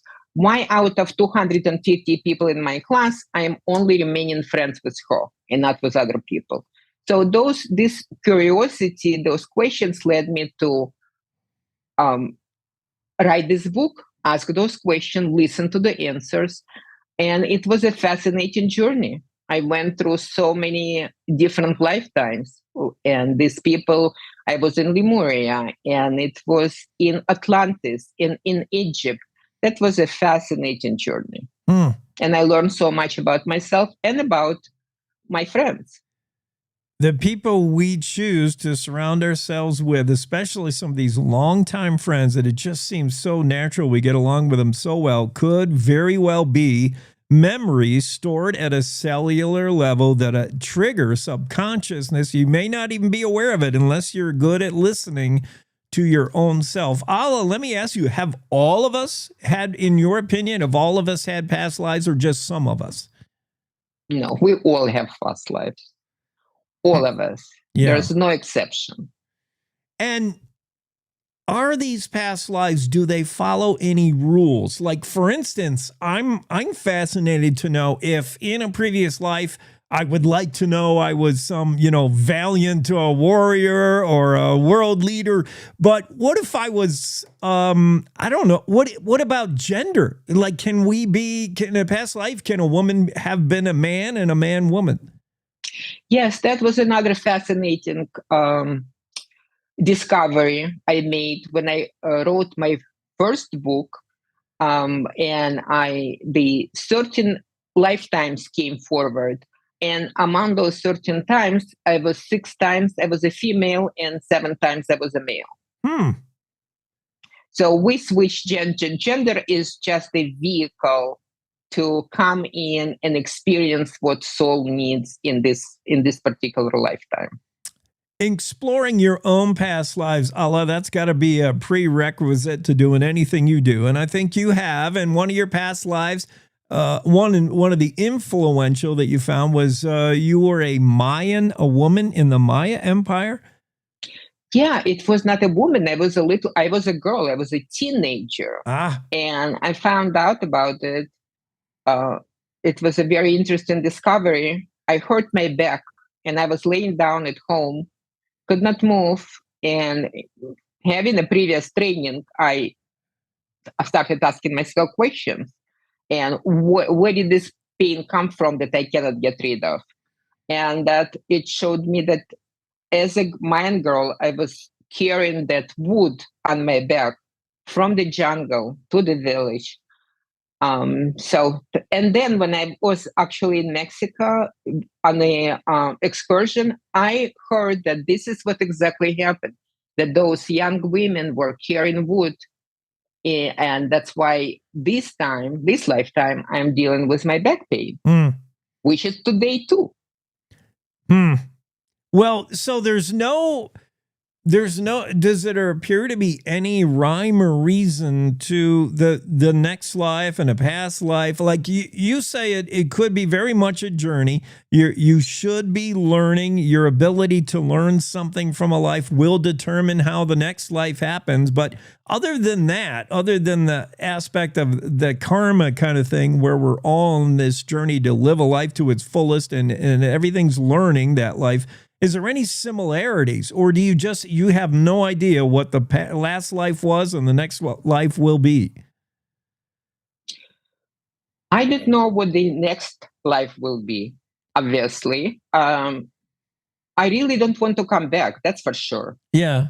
I want to travel somewhere else, to another planet, but it's not up to me at this time. But people say that we can program our future lives. I am not there yet. So maybe next time when we talk, I will be able to answer that question. You can, yeah, tell us how we can predetermine, how we can. That's the third book, I think. But let's talk about this second book. That's interesting. This second book, how does it differ from the first? You wrote the first one, and that was sort of exploring your past lives. Now, turning new pages, the second book is dedicated to the healing memories of what? What is the second, turning new pages? The second book, Turning New Pages, I was exploring my friendships. That was the new pages. And in a few remaining minutes, I want to tell you where this title came from and why Turning the Pages. Many, many years ago, I had a dream because the whole thing started from the dream. The dream was, in the dream, my husband handed me a book. And he said, Allah, this is the book of your past lives. I made it for you. And he handed me this book. When I opened the pages, most of the pages were stuck together. They were glued. And I only remembered when I woke up, I only remembered 2 pages, 2 pictures. So this was the journey of me opening other pages, ungluing them. So that's why Turning the Pages became a title of the book. Yeah. That's a great visualization of why maybe you can't see your past lives clearly. The book is there. Some of us acknowledge there is a book to begin with. And then some of us want to go back and read it, but the pages are stuck together. One thing that could help unlock it, I would imagine, is hypnosis. Do you do any of that to help people get that stuff out? I have been doing hypnosis in the past. Right now, I'm using self-hypnosis, which is a great tool that helped me a lot. Self-hypnosis is something that anybody can learn. Even go on YouTube, that we're on YouTube right now as well. And YouTube has advice how to do self-hypnosis. It's easy. That's like not hard. Meditating, like being quiet and meditating. And it's not even that, but we are in self-hypnosis when we go to sleep, when we drive on the freeway, and we kind of in that state of it's already in a state of light state of hypnosis. When we wake up in the morning, we are in a light state of hypnosis. So it's a very good, very useful tool to learn for anybody. I'd like to think the people driving around me are not completely in a state of hypnosis. Yeah. Well, sometimes when we're on an auto driving, you don't remember. You're like, boy, I don't even remember that. Those miles. Yeah, that happens definitely. Oh my goodness. Fascinating stuff. So where do we? Let me ask you this. If I came to you, if I was going to be, wanted to be consulted by you, and I said, I live in Wyoming, a landlocked state, but I have this love of the ocean. Whenever I travel to the coast or I go to Mexico, I am compelled. I feel called by the ocean. I love the ocean, but I never see the ocean every day. Maybe past life, I was on the ocean. I was a sailor. I don't know. You probably were. I just got a confirmation in my goosebumps, which usually is usually confirmation that's true. And I saw you as a sailor. Oh, as you were speaking, I saw you on the ship. Yeah, interesting. And probably in Middle Ages too. And probably something not good happened because I'm fascinated with the ocean, but I'm scared of it. Like that's so incredible. Yeah. I had the same story about the horse. I love horses, but I'm scared of them. I don't wanna be, but I love horses. So, and I have a story about why in my second book, I found out what happened, why I love them, but I'm not daring to sit on the horse. Oh my goodness. Is there a limit, Allah, to being able to discover past lives? Do the most recent come easiest and then the farther back, or not necessarily? Absolutely not. No. Ancient Egypt is quite far away. Yeah. At least. Yeah. And I had 2 lifetimes there that I was able to uncover in ancient Egypt. Wow. So is Atlantis.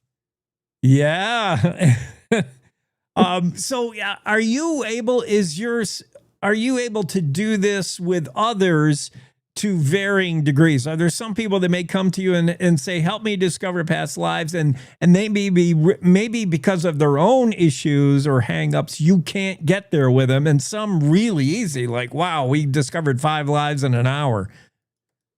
Well, what I started doing is, as a certified oracle card reader, I'm using right now past life cards, and I'm reading cards, and that really became an incredible tool. To me, it works much better than past life regression because people are conscious. We just pull the cards, and the cards are telling the story, and it is 95% of the time that I read for people, they're accurate. And people, yes, that sounds true. Or even someone is a musician and the guitar comes up, or some kind of musical instrument. So it is really interesting. So past life cards became my instrument, and I even opened the cards for myself when I was writing the book, because I was stuck, and my inner voice said, "Why don't you use the cards?" I said, "What do you mean?" "Well, you're using cards for other people. Use them for yourself." And I uncovered the whole lifetime through using cards on myself. Well, everyone should learn to listen to that quiet inner voice. Don't discount a deja vu moment. Could mean something. Allah certified oracle card reader. That might help. A tool, useful tool to discovering past lives. Allah Kaluzhny, the book, Turning Pages. Where do we get it? I need to get one now. It is on Amazon. Turning the Pages and Turning New Pages both are on Amazon. And I have to plug that they are both award-winning books. Both books got book awards. Nice. Award-winning author, then, we can add to it. Allah Kaluzhny. And both books come in audiobooks. So if you guys don't have time to read, there's always available an audio version. Everybody loves to do that while they're driving in a semi-hypnotic state. You listen to your book. That's right. Yeah, wow. I like it. Turning Pages, Turning the Pages, Turning New Pages, both available on Amazon. Allah Kaluzhny. Thanks for joining us. You got to come on again sometime soon, okay? I will, with the information about future life. If you get to where we can sort of determine what the next that will be revolutionary. That will be your 3rd book, and that'll be big. Yes. Well, actually, my 3rd book is about the animals. It's going to be my following book. Okay. We'll see. I already have a 3rd book. But it was a pleasure. Thank you so much for inviting me. And the only one thing is listen to your voice. Listen to your intuition. If anything else you got from this 15 minutes, listen to your intuition. Yes. Because that stuff, that is in you. It's part of you. As you said, cellular level, those previous lives, they're right in you. Yeah. I appreciate it. Thank you. Excellent insight, Ala Kalushna, and a joy to have her on. We got to take a quick break, and we'll get right back in here with who is joining our Zoom now. Oh, Beasley's an hour behind, Kaylin. What do you expect from musicians? Yeah, we'll do Kaylin. I guess we got time for him right after this.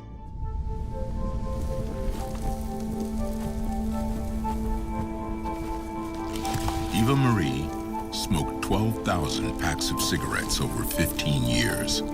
She quit, and now there's a new lung cancer screening that could save her life. You stopped smoking. Now start screening. No matter how much you smoked, early detection could save you. Talk to your doctor or learn more at savedbythescan.org.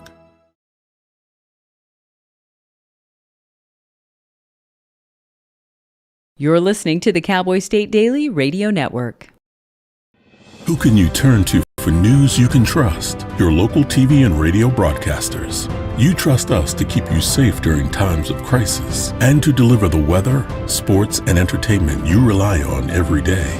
We bring you the facts you need to make decisions that matter. And as misinformation floods social media, you can trust your local stations to deliver the truth. Text TV to 52886 and tell Congress you rely on your local stations for trusted news. You handle the healthcare, we'll handle the marketing. In need of a spark for marketing your medical practice?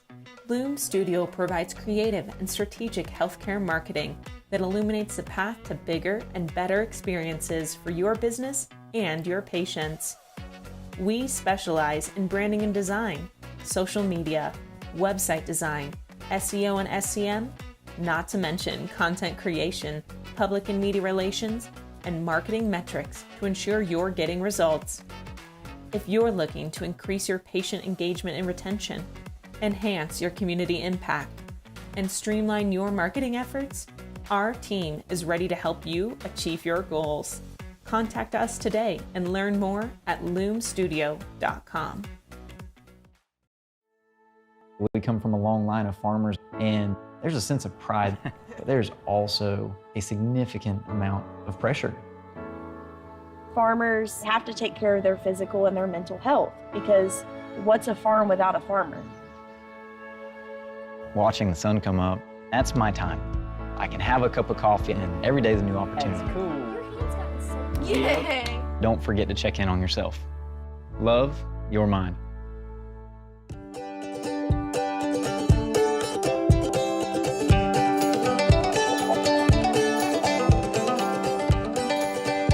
There he is, Caleb Beasley. How you be on this Thursday?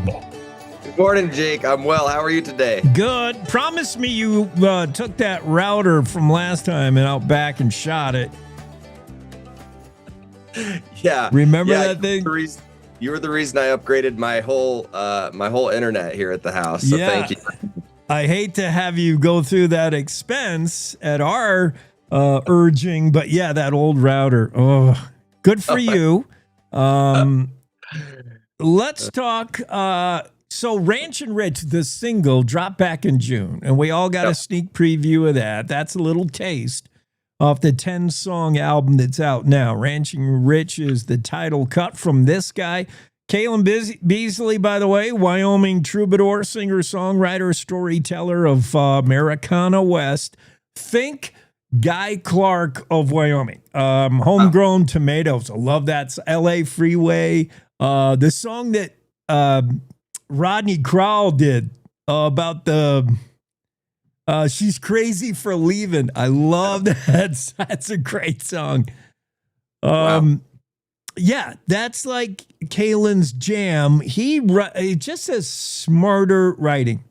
I think about, Nashville today and the songs they're pumping out like a cookie cutter, and this like a puzzle goes together. Okay, we need the guy, we need his dog, we need her bare feet up on the dashboard. It's just like formula. Like, no, I want somebody who knows how to write a song. That's Caleb Beasley up there in Cody.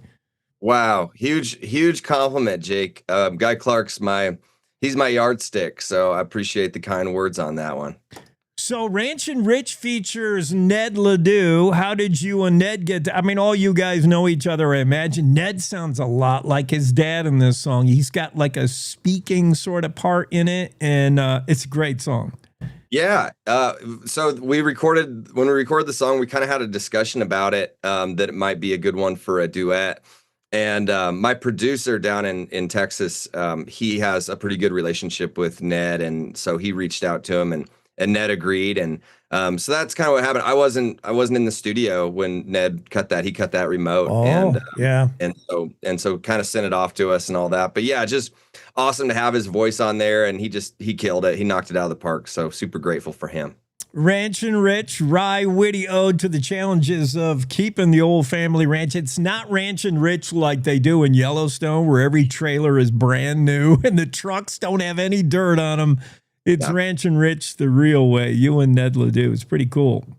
Yeah, it's my buddy's got a ranch up in Red Lodge, Montana, and like literally every gate is tied together with orange baling twine. So it's just sort of like it's green and brown and orange is the colors of his ranch. Yeah. That sounds real. You also dropped in August. We heard another one, Hell on Women and Horses. What's that song about? That song is an ode to, kind of the seldom sung characters of the West, the women and the horses that, a lot of the men get a lot of the credit for the West and how it turned out. But of course there was a lot of women out here, and of course the horses. So that's kind of, just a little bit of a tip of the hat to those two characters. Hey, when you talked about the producer, tell us where you recorded. It's a sort of noteworthy studio in Austin, Texas. Producer, you're talking about one of the Braun brothers, yeah? Yeah. So we recorded at a guy by the name of Ray Benson. If you're familiar with a band called Asleep at the Wheel, Ray's the total lead singer of that band, and so we recorded at his studio. And I was put in touch with my producer, Cody Braun, through a mutual friend of ours. We were, kind of long story short, we were talking about a song me and this individual were writing. It sounded a lot like a Reckless Kelly song to me. I mentioned that, and we both kind of expressed our love of that band. And and then I said I was looking for a producer for my record, and he said, "Why don't you just get Cody to do it? I can put you in touch with Cody," and he did. And when me and Cody were shopping for studios, I flew down in December last year and met with him, and we kind of toured studios around Austin, and we went to Ray's place there, and it made the most sense for a lot of reasons. Budget wise, it sounded great. And then, getting to record with, in Ray Benson Studios, just kind of a cool thing. All things being equal, it's just kind of a sweet little, add on to the record. And so, so Cody Braun produced it, and then we did it in Ray. And Ray stopped by a couple times during the studio. I've got some pictures of him just like rolling into the studio, and it was, I've seen Asleep at the Wheel many times, but just in casual clothing was a pretty surreal moment. And no doubt, extra large, extra long clothes. Ray is like what, 6'6"? He's a big dude. Yeah, he's pretty tall. He's older now, so I think he's probably lost an inch or two, but he's still probably 6'4", 6'5". Yeah, he's a large character in more ways than just physical, that's for sure. Well, 2 degrees, 3 degrees of separation. I have not yet seen you in concert. One of these days, I'm going to be lucky enough to see you, and we'll tell our listeners where you can see in November where Kaylin's gigging. I haven't seen you or the band Honky Tonk Arcade one of these days.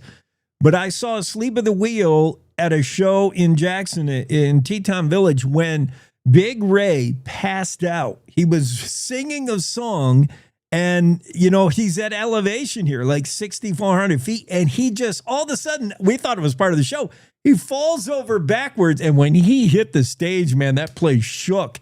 Big Ray falls out, passed out, like, never did come back out. They come back out, and he has his keyboard player, I think it was, finished. He said, Ray's okay. He's just, elevation is, and there's no oxygen in your air. Thanks, Jackson Hole.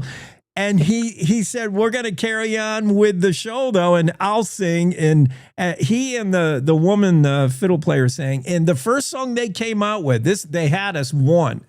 Sleep at the Wheel without Ray Benson is like, wait a minute. But they came out with The Road Goes On Forever cover. And I was like, okay, we're good. What a show without Ray. I think that's how that band sort of structured. It's like everybody in Asleep at the Wheel can play and sing. It's sort of like Bob Will's thing. It's like Bob, just sort of like orchestrated, and Ray's probably a little bit like that too. Like he's always got a really great lady singer, and like I said, everybody in that band plays and sings. So anybody could take over that show. Totally. Always gonna do it like Ray though. And of course, and I had the good fortune of seeing Muzzy Braun and his kids, and I saw Reckless Kelly play a couple times in Jackson, once at the Sidewinders, when it used to be across the street. And every time they played, there was hardly anyone there. It was like 30 people in the joint because it was ahead of the Red Dirt movement. There just wasn't that scene yet. And people are looking at Reckless Kelly like, what are they? Is that country? What is that? And finally they said, we're going to Austin where they know what it is. And they became legendary in that genre. Yeah, that speaks a little bit to the original music scene up north. It's not really taken hold like it has down in Austin. I mean, a lot of times, most people, a lot of people around Wyoming like to go out and see bands, but they're not always going out hunting for original bands. And it's also just tough to make a living up here. There's more distance between bars. If you go down to Austin, you can play, 1,000 places within 100 miles and make life a little easier on you. And they're also looking for original music down there a little bit more. So it's been a challenge. It's a challenge up here to have an original band, to do original music, but there's definitely people up here that are looking for it. And Kaylin Beasley, we're talking to Kaylin, singer-songwriter, and the new you can now stream and there it is. You can now stream and buy the new Ranch and Rich, Kaylin Beasley. We've heard a couple tracks off it. Kaylin, how do you tell when you're... And we can buy the CD form, or a lot of us stream now. We can stream that thing, buy the songs. How do you decide when you're songwriting? The material, you've said, it comes from from your real life, people you meet, things you're doing. You meet your characters and you put them in songs and stuff like that. How do you decide which ones are going to be slower or faster? What are the upbeat ones, or what ones you say, no, this needs to be a ballad? I'm always fascinated with that.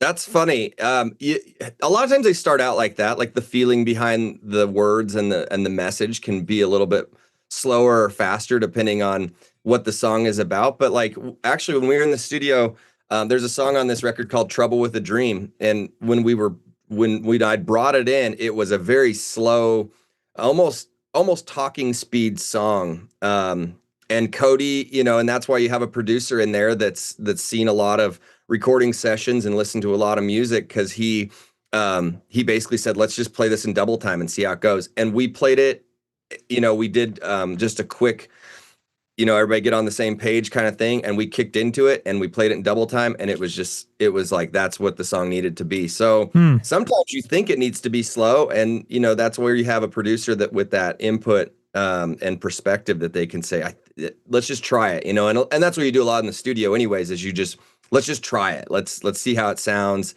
And if it doesn't work, we'll go back to slower or go back to faster or however. So. Interesting. Yeah, and sometimes you do think like, oh, this is a sad song, needs to be slow. And then, someone else with a different ear will say, let's try this faster. And all of a sudden it clicks, man. Everything works. Yeah, wow. That's the benefit of having a producer, especially somebody like Cody Braun, who's, such a great musician himself, a great singer too. Like I think, he's not the lead singer of Reckless, but he sings some songs in that band. But like I was kind of, I guess, ripping off a lot of his singing during the recording process, just because I really liked his style. So, having him be there to kind of give me a roadmap to how to sing some stuff, and also just have his perspective as far as, like you say, should we play this faster, slower?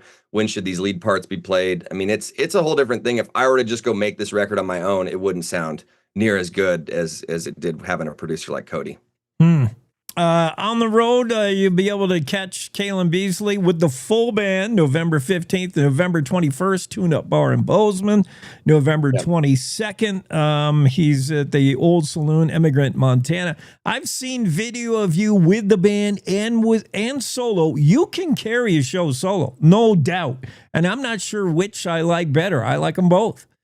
Yeah, I like them both too. They're two different things entirely. So I'm glad to be able to, break it down and do the storyteller thing or kick it up a notch and, kick them in the pants with the full band.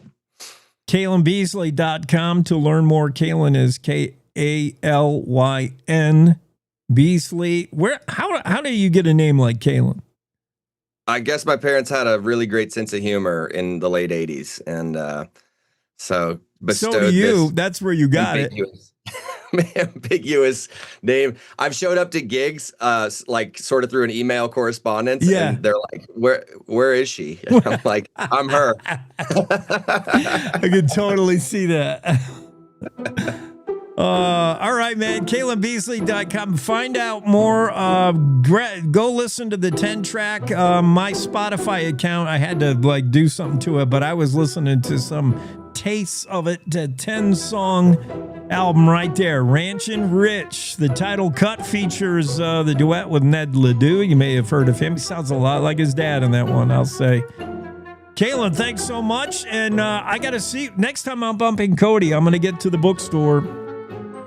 Awesome. Yeah, buddy. Have a great day. All right, you too. Thanks, Jake. Yes. Cowboy State Daily Show continues after the top of the hour news for our radio affiliates. We'll do that now, and we'll see you on the other side. It's time to take a look at what's happening around Wyoming. From the Cowboy State Daily News Center, I'm Mac Watson. Wyoming hunters are saying it's unfair when big game hunting tags in some areas all go to landowners. Cowboy State Daily's Mark Hines reports a legislative committee advanced a bill Wednesday that could cap landover tag allocations at 40% under some circumstances. The issues that came up today is in certain hunt areas, it has happened. It's kind of a weird confluence of circumstances, but it has happened in some small hunt areas where all the tags have gone to landowners and none have been left over for the general public to draw from. Game and Fish and other people kind of want to keep that from happening without being punitive toward the landowners. And so they've come up with this idea of maybe have like a percentage cap. Like an extreme example, winter comes along and kills a whole bunch of big game animals. The number of hunting tags in that area is going to have to be cut. The legislature's Joint Agricultural, State, and Public Lands and Water Resources voted to forward a draft bill to potentially cap the number of landowner tags under such circumstances. An identical draft bill is up for consideration next month before the Joint Travel, Recreation, Wildlife, and Cultural Resources Committee. A wildlife photographer said she was mesmerized watching Yellowstone's Wapiti wolf pack devour an elk near a road. Cowboy State Daily's Andrew Rossi reports that at one point, a rack of ribs tried to make a getaway down the Yellowstone River, but one persistent wolf went after it and got it. Much like a dog trying to retrieve its tennis ball from the middle of the pool, this wolf waited out there and tried to grab it. So fortunately, it continued downriver, but eventually made landfall again, and the wolves finished what they started in terms of getting all the meat off of that carcass. So this is a rare and really unique thing to experience in Yellowstone, especially at this time of year. Wolves tend to stay pretty far away from people during most of the season, but in this case, they happen to make a kill right by the Yellowstone River. Gardner, Montana resident and wildlife photographer April Mead tells Cowboy State Daily that her capturing this moment in nature is, quote, a once-in-a-lifetime opportunity. I'll be back with more news from the Cowboy State Daily News Center right after this. Hey, Cowboy fans! Cowboy football single game tickets are on sale now. We can't wait to see you in War Memorial Stadium on Saturdays this fall. Whether it's being a part of the Gold Out against Northern Iowa, Homecoming against UNLV, the Border War versus CSU, or other great matchups, let's pack the war. Get your tickets today at GoWyo.com or call 307-766-7220. Cowboy State Daily News continues now. Kai Montoya is a 2-year-old Laramie boy who loves Halloween. But Kai is fed through a tube after heart surgery at birth, which means he doesn't want candy. Cowboy State Daily's Dale Killingbeck reports that Kai loves different kinds of treats, not just the sugary kind. He had a heart defect when he was born. And so at 21 days, they put a feeding tube into him. He had open heart surgery at 4 days. And so his mom told me that since then, when they did the surgery, they had to move his vocal cords to be able to do whatever they had to do in the heart. And that affected his left vocal cord. So initially, they tried feeding him normally. He would just aspirate everything. And so they put a feeding tube in. And since then, he has not eaten orally hardly at all. But skeletons and pumpkins and all the things about Halloween turn him on. Now, Mom tells Cowboy State Daily that Kai continues to get therapy related to eating and is trying to learn and understand the mechanics of chewing and swallowing, but he's not quite there yet. But he's still a typical 2-year-old boy who's excited about Halloween.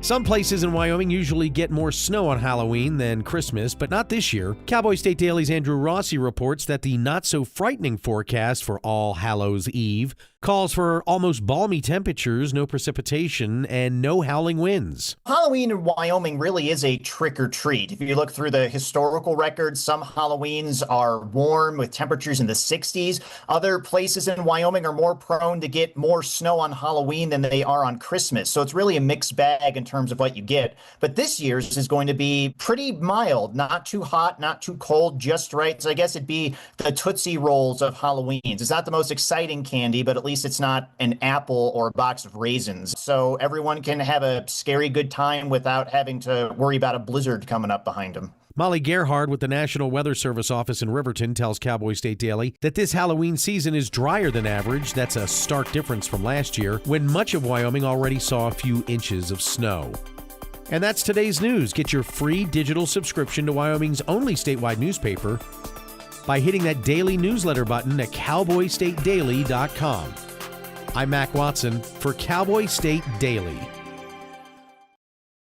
The climate that we're operating under has everyone on the defensive. You see a person and you automatically put them in a box and say, well, this is what this person should be like. All of this ostracizing people, what are we afraid of? We're called to love one another. It can't be, I reject you as a person. This country's been through so much. Its people has been through so much. Why can't we fix this? Do we have issues we have to deal with? Yes, we do. But we're not going to be able to deal with them if we're fighting and yelling at each other and not listening.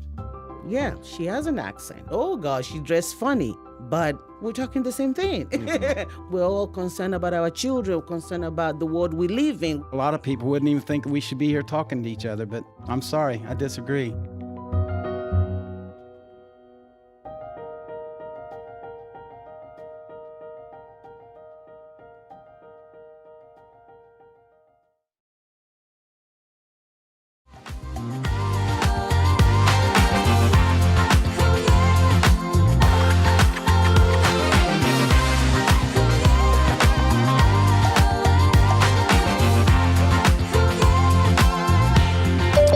Welcome back from Newsbreak, Cowboy State Daily show with Jake rolling along on a Thursday, day before Halloween. So you would call this Halloween's Eve, except Halloween Eve is what is today called, Renee? I guess it would be All Hallows Eve, maybe. Then what is tomorrow? Halloween. Oh, all right. Like New Year's Eve is the day before New Year's, and then New Year's is the day. Okay, that's what I would think. That sounds right. What are you big on Halloween? Or I mean, nobody is as big as these Halloween super fans you checked out. Their yards are decked out. They shop for Halloween year round. We're going to meet these two families. But what do you do for Halloween? Are you crazy about it? Well, I would be if anybody ever came by. But, I put out candy one year. I went and bought all the candy. I put a little pumpkin outside my door. I turned my lights on. Not even one kid showed up. So I was like, wow. Okay. Halloween's not a thing in this neighborhood, I guess. And that was when I lived in Missouri. And I lived on a nice town block. and I didn't get a single kid. I was so disappointed. Darn, all that candy goes to the goes to the lucky winner. You had to eat all the candy. Well, Yeah, I took it to work. But, I think I was in my late 20s, early 30s when that happened, so that was a really long time ago. I wonder if decades ago. this day and age, I wonder if we can even Halloween trick or treat anymore at all. I mean, we don't even like getting phone calls unless someone texts us first, much less come to knock on the door. I mean, that's like only the police knock on the door out of the blue. But I guess, on Them and the Latter-day Saints people. Yeah. Jessica Mora, otherwise known as the Candy Corn Queen. And then what's that other family that goes all out? Their yard is incredible. The Deich, Megan and her husband. Yeah. Yeah. It's just a postage stamp stuffed full of Halloween in every little nook and cranny. Yeah. It looks crazy. It looks fun though, too. They take the gates down, they invite people to kind of wander through their little labyrinth of Halloween horrors, and they offer full-size chocolate candy bars. She told me last year they gave out over 700 of these candy bars. They tried to get adults to take some, but the adults hard pass. They don't want it. Huh. I would have taken one. Yeah. Yeah. They feel like that should be for the kids, maybe. I don't know. So they both live where? In the Cheyenne area? They're in Cheyenne? Yes, they live in Cheyenne, and the other couple I talked to lives in Laramie. Okay. And they're all over the state. I mean, I just plucked a couple that I could get a hold of and talk to quickly for a story. But they are all over the state, really. Yeah, let's change gears to Union Pacific. Their CEO, Jim Venice, says he hopes by next year to celebrate America's 250th anniversary that Big Boy is going to roll coast to coast. That would be a first since it rolled off the assembly line in the early 40s. Wow. Yeah, I think what's interesting here, Jake, is just that the fact that they haven't been sending this to the East Coast at all. It's gone on tour several times. It's always been in the West. I don't know what the issue might be there. I'm assuming there's something like, maybe the tracks don't fit or something.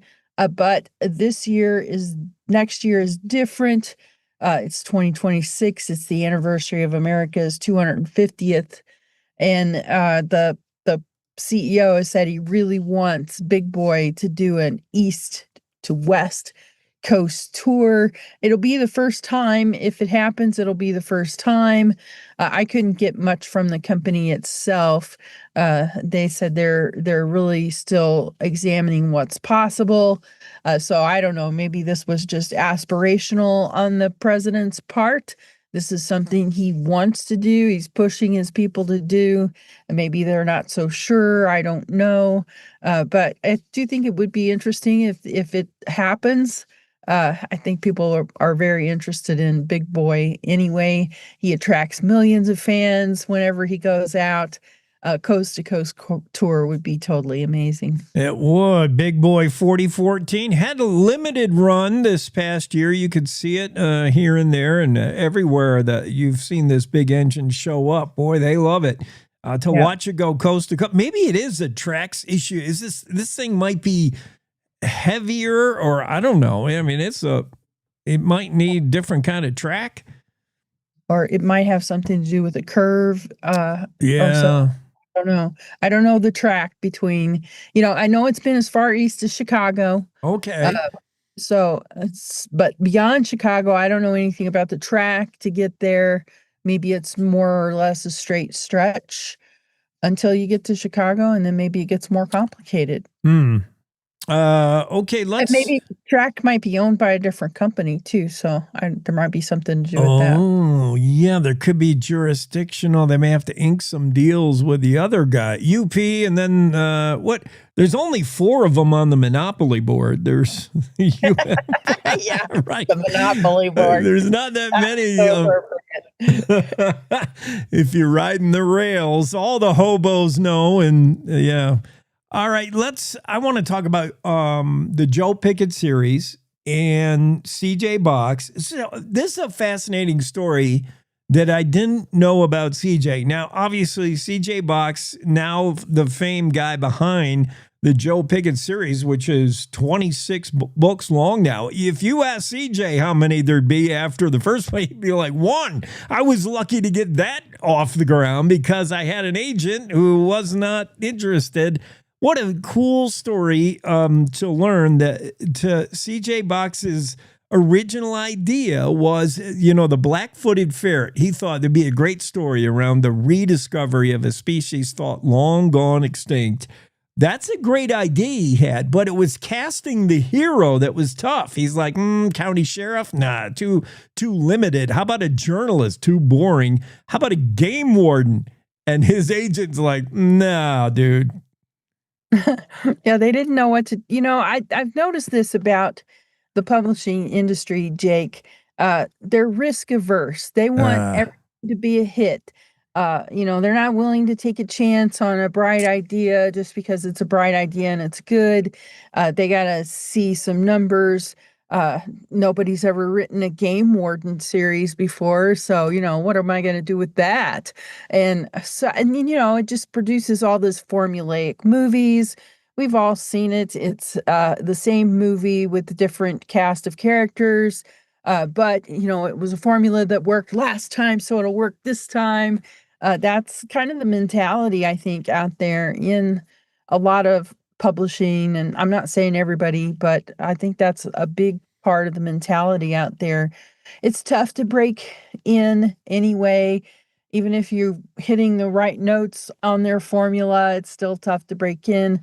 I've been told by some of these publishing houses, I used to go to conventions quite a bit, and their slush piles are, feet high with people sending in their ideas. Everybody thinks they can be a great writer, and somebody has to go through that.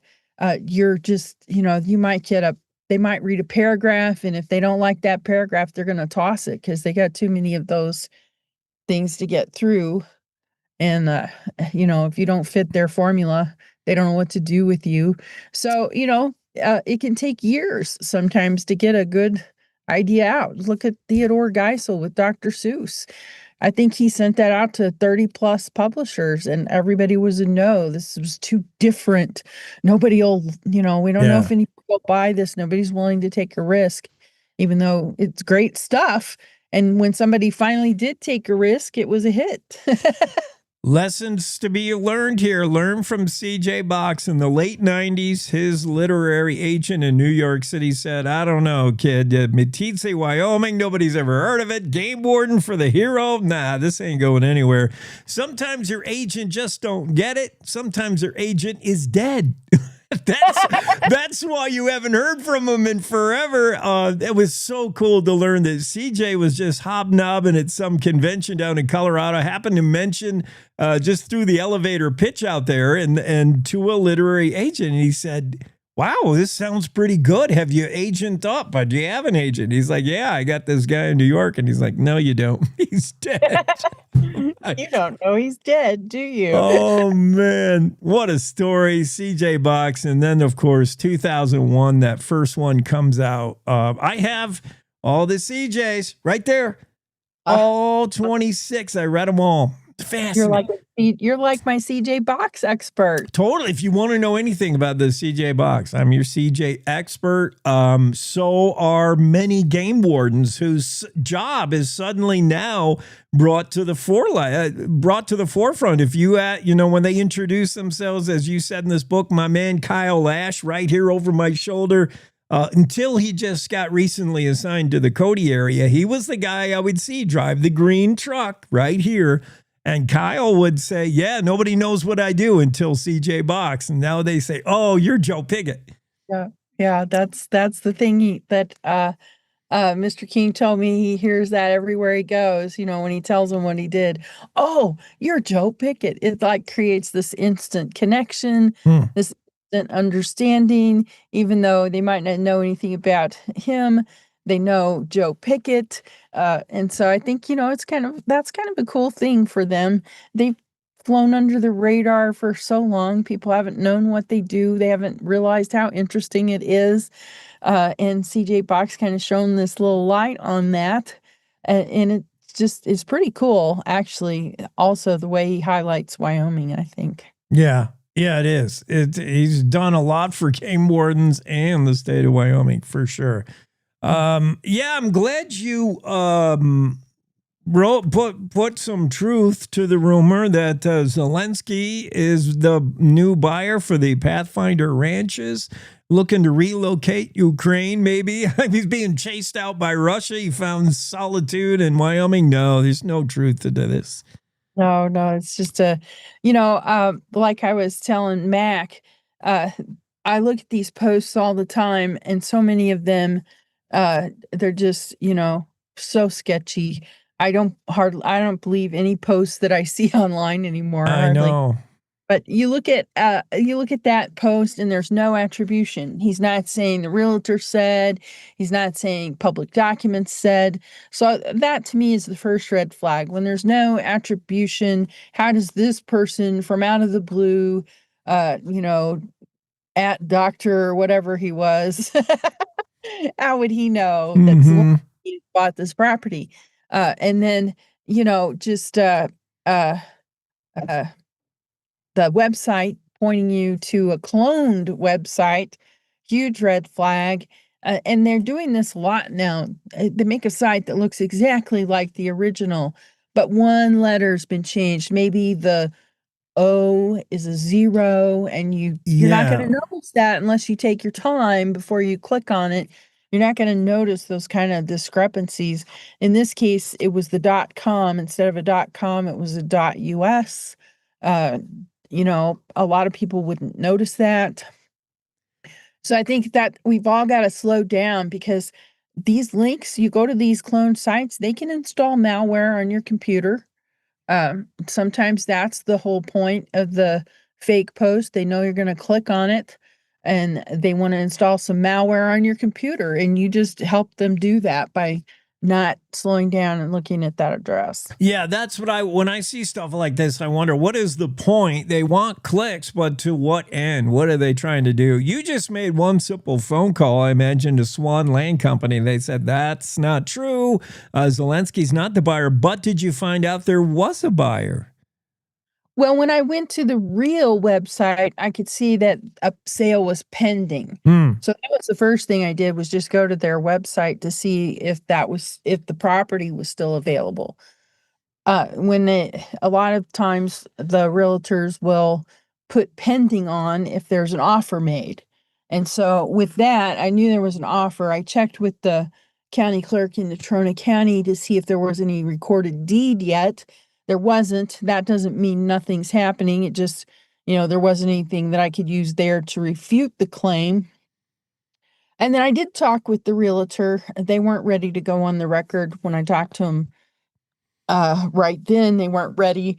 But as this thing kind of blew up, they decided that maybe they better make a statement. So, or at least say, there is somebody on the hook if it all goes through, and that person is a rancher, which is good news, sigh of relief for a lot of people. That's cool.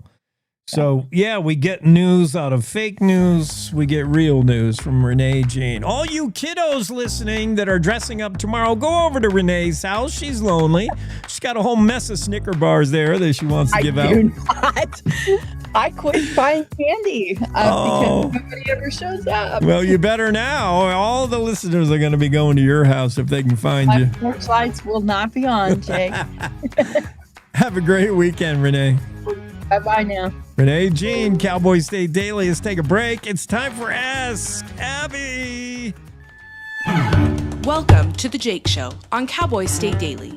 Wyoming's daily dose of raw, unfiltered, and occasionally uncomfortable truth. I don't do talking points. I do reality. No spin, no fluff, just Jake. Local issues, national nonsense, and zero BS. It's truth, sarcasm, and grit, shaken, not stirred. I just call it like I see it, and I see a lot of Let's just say I see a lot. From the capital to the county fair, if it matters to Wyoming, Jake's got something to say, and he's not asking permission. The West was built by people who weren't afraid to speak up. I'm just keeping the tradition alive. The Jake Show. Weekdays on CowboyStateDaily.com and wherever you get your dose of reality. Not for the easily rattled. Perfect for everyone else. This is the Cowboy State Daily Radio Network. Nestled between Casper Mountain and the North Platte River, you'll find the heart of Wyoming. With a bustling downtown centered around our outdoor haven, Casper is for adventurers, freedom seekers, and rule breakers who find beauty off the beaten path. So untouchable history, a vibrant community, and uninterrupted outdoor recreation define your travel itinerary. Allow us to welcome you to the one and only Casper, Wyoming. Plan your trip at visitcasper.com. All right, look at you taking the stairs. Who are you? We're your lungs. We are proud of you for quitting smoking, but you still may be at risk for lung cancer. A routine cancer scan can detect it early when it's more curable. Good to know. Well, I gotta go somewhere. So do we. Listen to your lungs. Get a routine screening that could save your life. Talk to your doctor and learn more at savebythescan.org. I think I finally found. Hey, how you doing? Hey, Mason. Hey, Mason. Got a new house. It's looking pretty cool so far. A place that I call home. I'm teaching Louise how to cook some lasagna. It only takes a spark to make a fire start.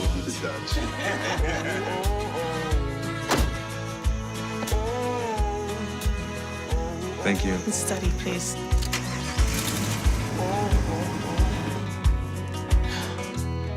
I think I finally found a place to make my own.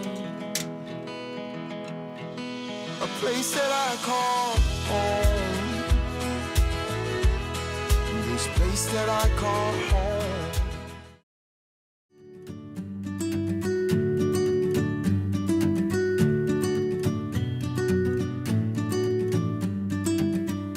Thursday, Cowboy State Daily Show. You know what that means. We ask Abby. There she is. Abby. Hey, unlike Kaylin Beagley, I show up for my slotted times. You know? Kaylin, you must have nudged him. Yeah. Yeah, I did. I think I got him out of bed. I thought he was just blowing us off. I've just attributed it to, musicians. What are you going to do?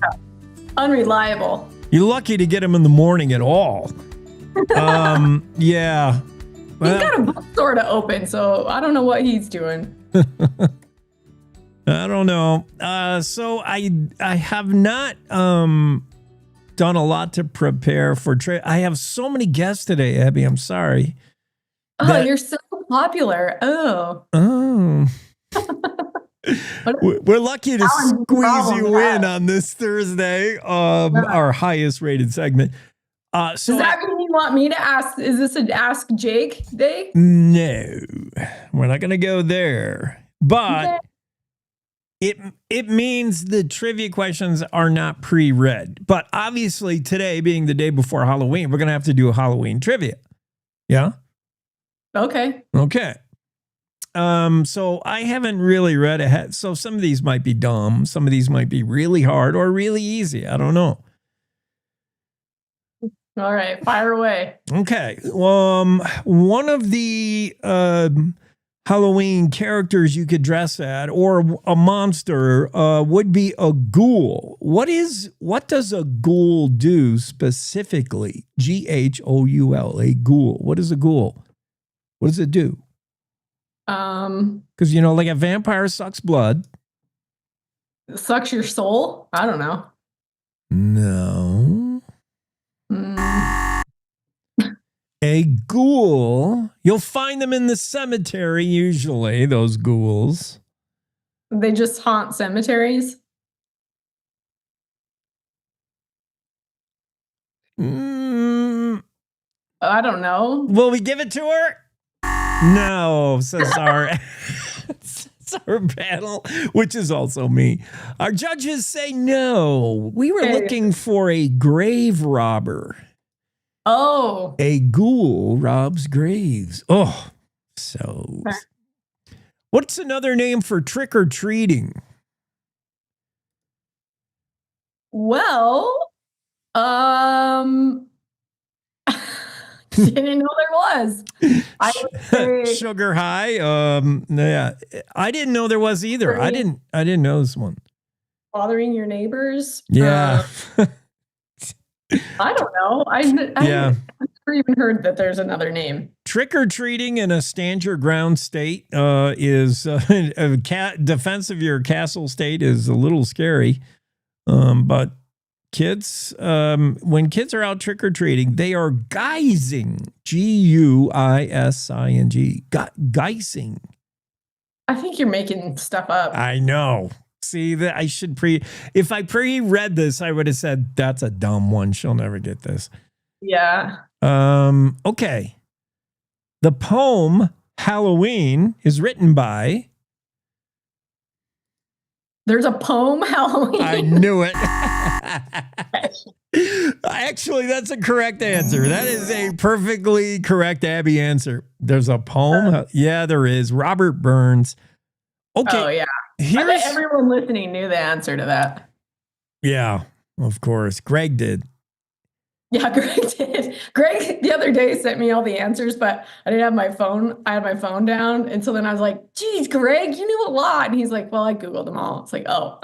Greg is still helping you cheat, isn't he? Well, yeah. I mean, I have to look at my phone. It probably depends on, how quick reporters are getting their stories in. Their interesting stories. But yeah. I think it was last week. He was firing him down the phone. So let's go to some easier ones. As a dietitian like yourself, you should know, what is a pumpkin classified as, vegetable or fruit? It's a gourd, isn't it? Some kind of it's a fruit. It is a fruit. Pumpkin pie. I love pumpkin pie. Do you? Yeah. I mean, there can be no other way to cap off Thanksgiving dinner than a pumpkin pie. Yeah, agreed. Okay. What sort of supernatural being is Dracula? Don't overthink it. Dracula was a vampire. Yes, blood-sucking vampire. Of course. Where have you seen the Blair Witch Project, that scary movie with the shaky camera? Yeah, that was when did that come out? Like 2001 or something? A while ago, yeah. It feels like, I wanted to say 2004. That's a good question. Let's see if you were right. I'm going to say 04, you say 01.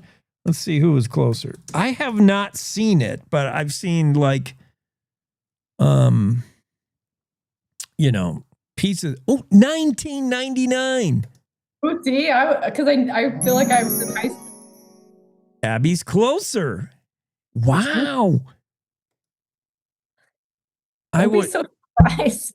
I would not have guessed it's that long ago. The Blair Witch Project, which really ushered in that whole shaky camera, this could have been shot on somebody's Super 8 camera. Well, yeah, it was like reality TV before, or it was like making reels before reels were there. Yeah. Yeah. And it proved to Hollywood you didn't have to have a $300 million budget for shooting. I mean, they made that movie on like $33 and some snacks. What state was it filmed in? Oh, back east, I think. More specific. Baltimore? Baltimore's not a state, but we'll accept it. Our judges will say, yes, you are right. Maryland. Wow, good job, Abby. Look at me go. Oh, man. Okay, you're starting to cruise now. You're getting in. Isn't it wild when you ask me trivia questions and I was actually born in that time? No, I don't like to be reminded of how young you are. You're like 27, 26, I think. Oh, you're so funny. And did your dad have a birthday not long ago? Yes, my dad turned 75. Hey, happy birthday. I know. To your biggest fan. Yes. What is the... I'm his biggest fan too. So. What's the name of the alter ego of Mr. Hyde? Jackal. Dr. Jekyll, yeah. Okay, what? Oh, this is a hard one. Never mind. Who wrote Frankenstein? That's pretty. You should know that. I should know that, but I don't. Mary Shelley. What? Oh gosh, no, I have no clue. Oh, come on. That's a famous book. Have you seen Young Frankenstein? Yeah, where he's like, my dad always in person, like, walk this way.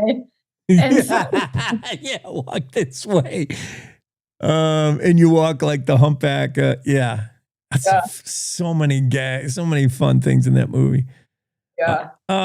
What classic horror movie is set in the Overlook Hotel? Red rum. Red rum. Yes. The Shining. Oh, that's scary. Do you like scary movies? No. I don't either. I don't either. Yeah, and they're like all over right now. The whole month. Oh yeah. Yep. Not my jam, but yeah. Okay. All right. Here's an easy one. Author. How about Carrie, the popular horror film? I have Carrie. Carrie? Yeah. It was, of course, a novel before a movie. Who wrote it? I don't know. Come on, Carrie. He's written many, many other horror movies. In fact, he's written like a jillion books. Who is the most prolific author you can think of today? Scary books. Hitchcock? Alfred Hitchcock? No. You made me feel like that was a really bad guess. That was kind of a good guess, was it not? Yeah. Well, he directed The Birds. I don't know that he was a writer. He was a movie director. And Hitchcock, also known for always doing a cameo in his movies. Usually in the very first scene, he'll appear in his own movie, which is a tradition carried on by, what's his face? Tarantula. What's that director? Tarantino? Yeah, that guy. Quentin Tarantino? Quentin Tarantino will also be in his own films, just like Hitchcock. No, we're looking for an author. He's authored like 1 million horror books. Well, I don't read horror books. Me neither. But you're gonna know his name when you hear it. Oh, what's it start with? Initials SK.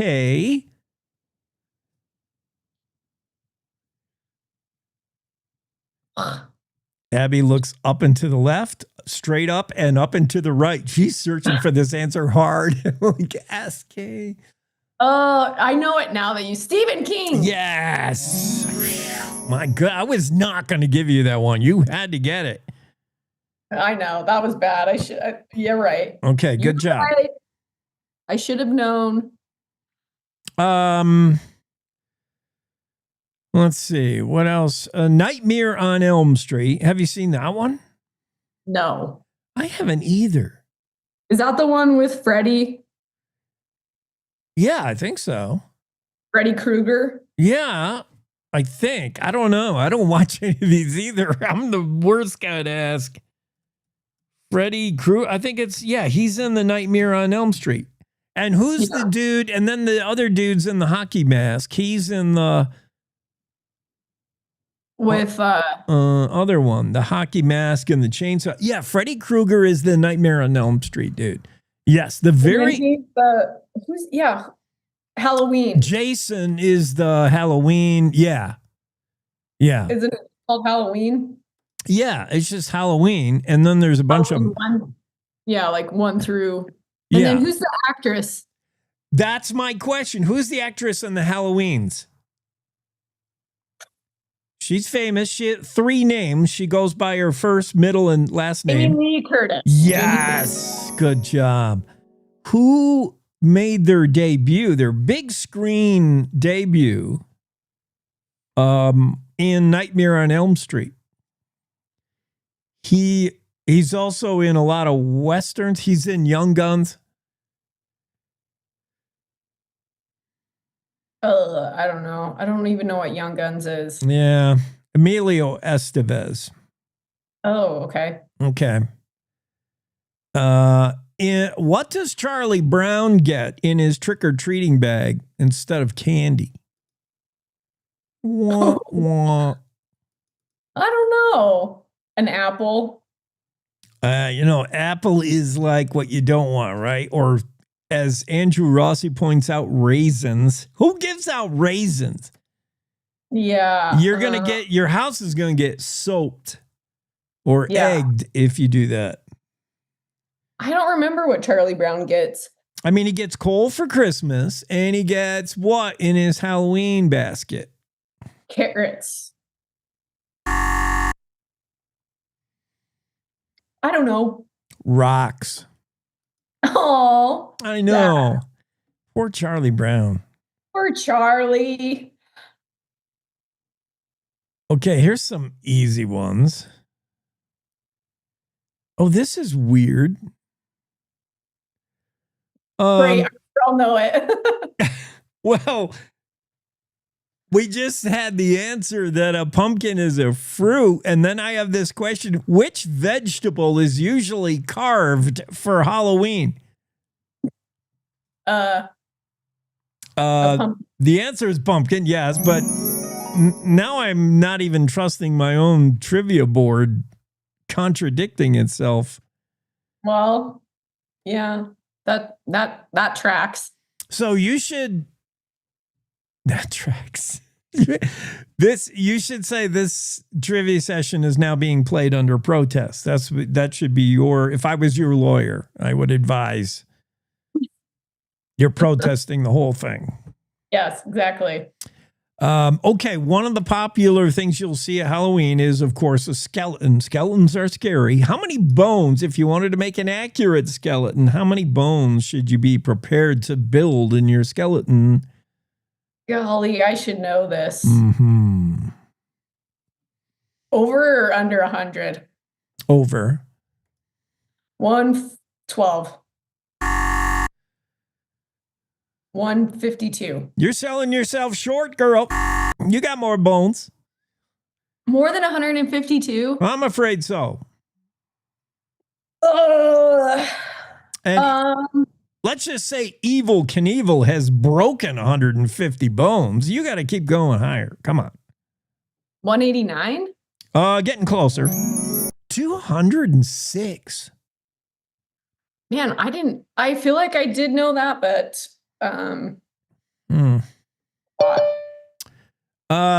Michael Jackson's Thriller, you know that song, Thriller. Yeah.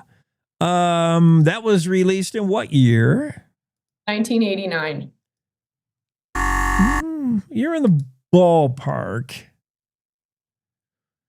85? Getting closer. Lower than 85? Yeah. Can you see? It's surprising how older things are. Blair Witch, 1999, when both of us thought it was in the aughts. Nope. MJ's Thriller was released in 83. Close enough. 1982. Yeah. Yeah. The Monster Mash, that song. I just played that. I did a Halloween party, DJ, for middle schoolers. Oh, they're so picky, these kids. And I played the Monster Mash. It was a #1 hit. If I told the kids, hey, don't tell me you never heard of Monster Mash. #1 hit on the Billboard charts in 1970 something. Kind of close. Again, older than you think. 65? Over or under? You're still too new. Why was the 50s, huh? No, it was 1962. Oh, okay. Yeah. Ballpark, how many people were accused of witchcraft during the Salem witch trials? I don't know. 100? Kind of 165. She's a witch. Burn her. That's from a movie, right? I don't know. I don't know either. Okay, one more. This is for all the marbles. You ready? Okay. This is, let me find a good one. This is all or nothing. Forget everything that happened before. If you get this, you win. $1 million. For $1 million. According to superstition, on Halloween night, what would swoop down and feast on the souls of the dying? Species of bird. A crow? Good guess. You would think it'd be a crow or a raven, right? A black. What other animals associated with? A turkey vulture? For creativity, we would give you that one. No, we're looking for a particular bird that likes the night. A nighthawk? Nightingale? What? I don't even know. The birds, an owl? Yes. Owls? Gross. Owls are coming down to feast on your soul. Yeah, so weird. I hate that. That's not. I know. And Halloween, neither of us. So that's what our takeaway. Abby and I don't really care for Halloween. So have a great weekend, Abby. Thank you. Thanks for playing. Don will tell you what you've won. Nothing. We'll be right back with Professor Joyce. Everyone around the state. Just the hearts of everyone around the state. Yes. Always winning that. We're going to go from the intelligence of Abby to an actual professor at a university. So we're going to up our game here after this. Wyoming is the cowboy state. From corner to corner, there are so many stories to be told, and more cowboys and cowgirls are turning to the Cowboy State Daily News team to keep them in touch with what's happening both locally and in other parts of Wyoming. I'm Riley Strand, videographer and production assistant for Cowboy State Daily Video News. We're proud to bring the most important stories to our viewers every day. The stories that start conversations, the stories that make us laugh, the stories that make us think. Our experienced journalists at Cowboy State Daily are crisscrossing the state every day, talking to those who know the news best. Every day, host Wendy Core and I talk to the reporters who are covering the topics, issues, and people that are important to Wyomingites. And in our daily newscast, we bring you those stories. Tune into the Cowboy State Daily video newscast every morning, only on cowboystatedaily.com. You're listening to the Cowboy State Daily Radio Network.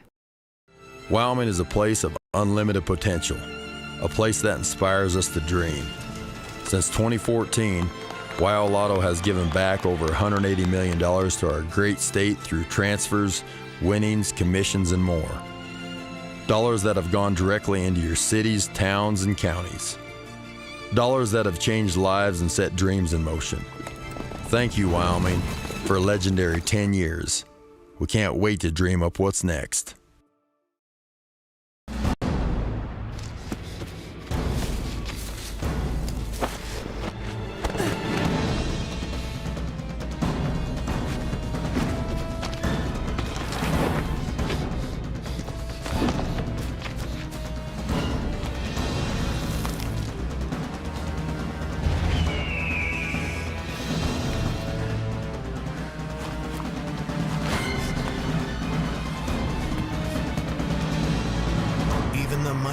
might not see it coming.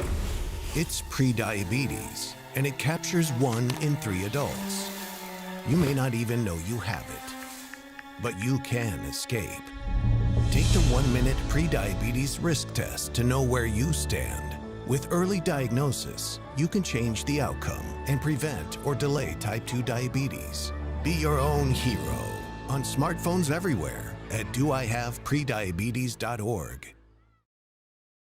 I wanted to talk with you and your mom today, Lily, because of some of the changes your friends and teachers have seen in you lately. And along with the incident the other day, you were with Derek when he was caught selling marijuana. Yeah, he was selling it. Honey, we know. But we care about you and want to know what's going on. That's right. We'd like to understand it better and see how we might help. And if weed is a part of it, we want to make sure you know about the negative consequences for someone your age. So, can we talk? Talk. They hear you.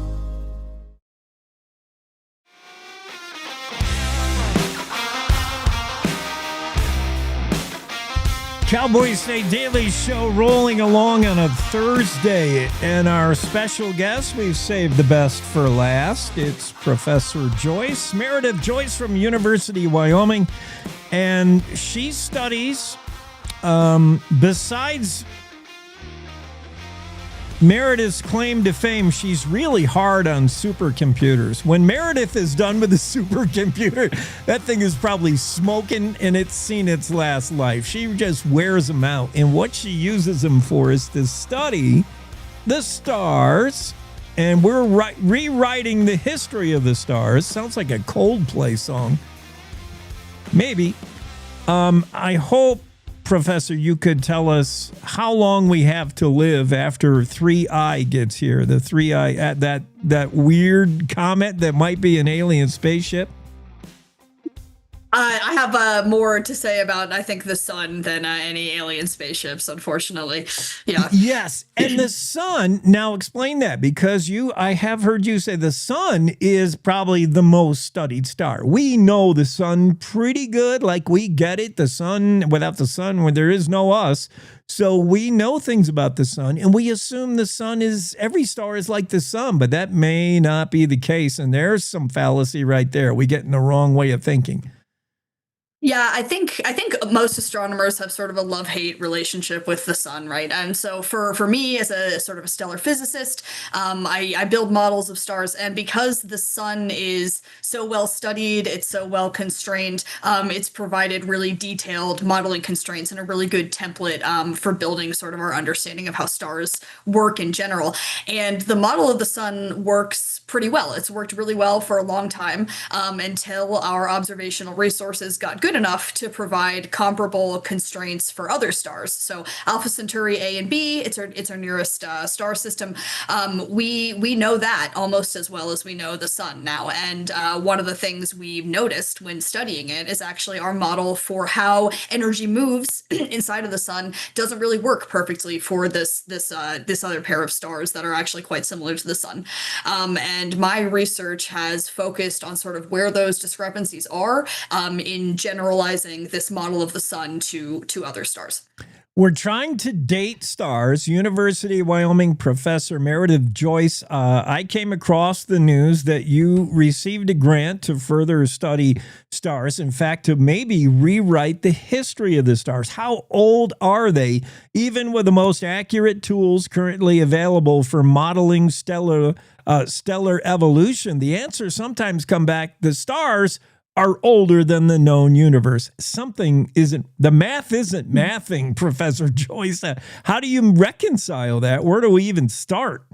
No, that's exactly right. And it's actually one of the sort of problems I use to entice students to come work with me. So sometimes when somebody is just beginning grad school, they maybe haven't heard of this controversy, but we have these structures in our galaxy called globular clusters that are really, really old and really dense. So there's these enormous groups of stars. And sometimes when we use stellar models to try to determine how old these structures are, we get numbers that are larger than the widely accepted age of the universe. So the Planck collaboration thinks that the age of the universe is somewhere around 13.6, 13.8 billion years. That's pretty well established. You get some fringe people that maybe think it's a different number, but like generally we believe that that's the number, right? And then when we're using stellar models that again are based on the sun, perhaps inaccurately, we sometimes get ages out of these calculations that are 16 billion years, 17 billion years, so several billion years older than the age of the known universe. And we don't seriously think that stars or clusters of stars formed before the universe did. So then it really becomes a question of figuring out where exactly are we going wrong. And me being a stellar physicist and a stellar modeler, I'm intimately familiar with all of the sort of naive assumptions or reductionist assumptions we're making in our models. We have to simplify real physics in order to get these things to sort of run on computers in a reasonable amount of time. And I think it is in those assumptions, those simplifications we're making, that we have this big error that's causing this age discrepancy. Without making my and our listener brain explode with how you're going about it, what you're feeding into the supercomputer, first I want you to explain what it is you're doing there at University of Wyoming in Laramie. You just came aboard last year. It's the Advanced Research Computing Center. We're going to throw a lot of acronyms at you here in a minute. NCAR, MESA, Mystic. Tell me what it is, though, at Wyoming that you're doing, the Advanced Research Computing Center. What's that about? Well, I think you said it best at the opening as I'm lighting these computers on fire, right? So yeah. myself and actually mostly it's my students, my research group. So I have undergraduates, grad students, and a postdoc. We are using, perhaps abusing ARC to its limits, this ARCC, this computing cluster. I actually recently had a student get a warning from the ARC maintenance team that she was using 33% of the entire cluster, which is quite an enormous amount of resources to use. And so that's sort of a badge of honor in my group, right? Is how much of this cluster can you actually use? So we're running large grids of simulations of theoretical calculations. So this MESA tool is basically a software instrument, a software product that computes models of stars like the sun, but also all kinds of different stars. And by running large numbers of these calculations, we can build different models and test different hypotheses of the physics we're assuming in these models and see if we can get an answer for the ages of stars that is less inconsistent with the age of the universe. Now, I mean, how do you even go about aging a star? Don't we know from the light the star is giving off? We always hear about, that star you see now is long dead because of the speed of light. Isn't it all about the speed of light? How far away is the star, and are we still seeing its light? Is that how you age a star, or is there a lot more to do? Well, that's certainly part of it, right? And this is kind of where the fun comes in. So as you point out, when we are looking at stars with telescopes, what we measure is its brightness, and we measure maybe its temperature, right? And so if it's brighter in one part of the color spectrum versus another, then we can sort of figure out its temperature. But really, that's all we know. So it is important that someone somehow has figured out how far away that star is to help provide an accurate age. But even so, you need these theoretical models of how stars evolve, so stellar evolution, that's what my field is called, to get good constraints on the age. And so we have these mathematical models of basically which chemical elements are burning in a star, how that energy moves in a star, and that's what I study.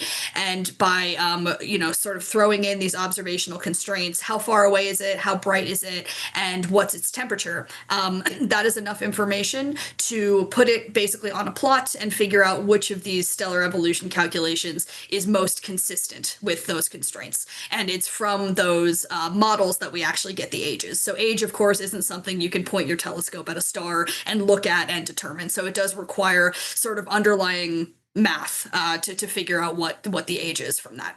You've been staring through telescope lenses in Budapest, Hungary, in South Africa. Talk about the MESA Summer School, 15-year history of that, and it's coming home to the United States. Yeah, this is something I'm super proud of. So the Mesa Summer School is a very sort of prestigious program that initially launched in Santa Barbara, California, 15 years ago by my collaborators on the Mesa software development team. And when funding was exhausted for that, it took sort of a hiatus from the US, and I hosted one in Hungary. There was one hosted in Sydney, Australia. Last year's was hosted in Belgium, which I took my students to.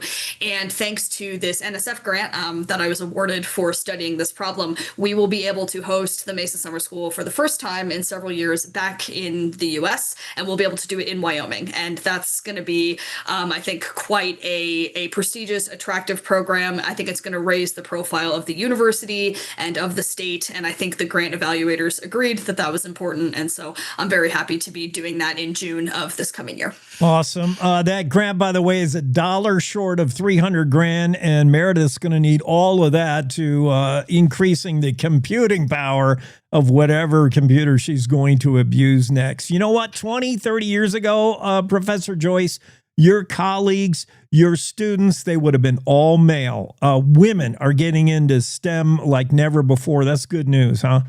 Mm-hmm. It is. And my, so the physics department is all male aside from me. The School of Computing is a little more balanced, but my students, we have both, and I think that is a good thing.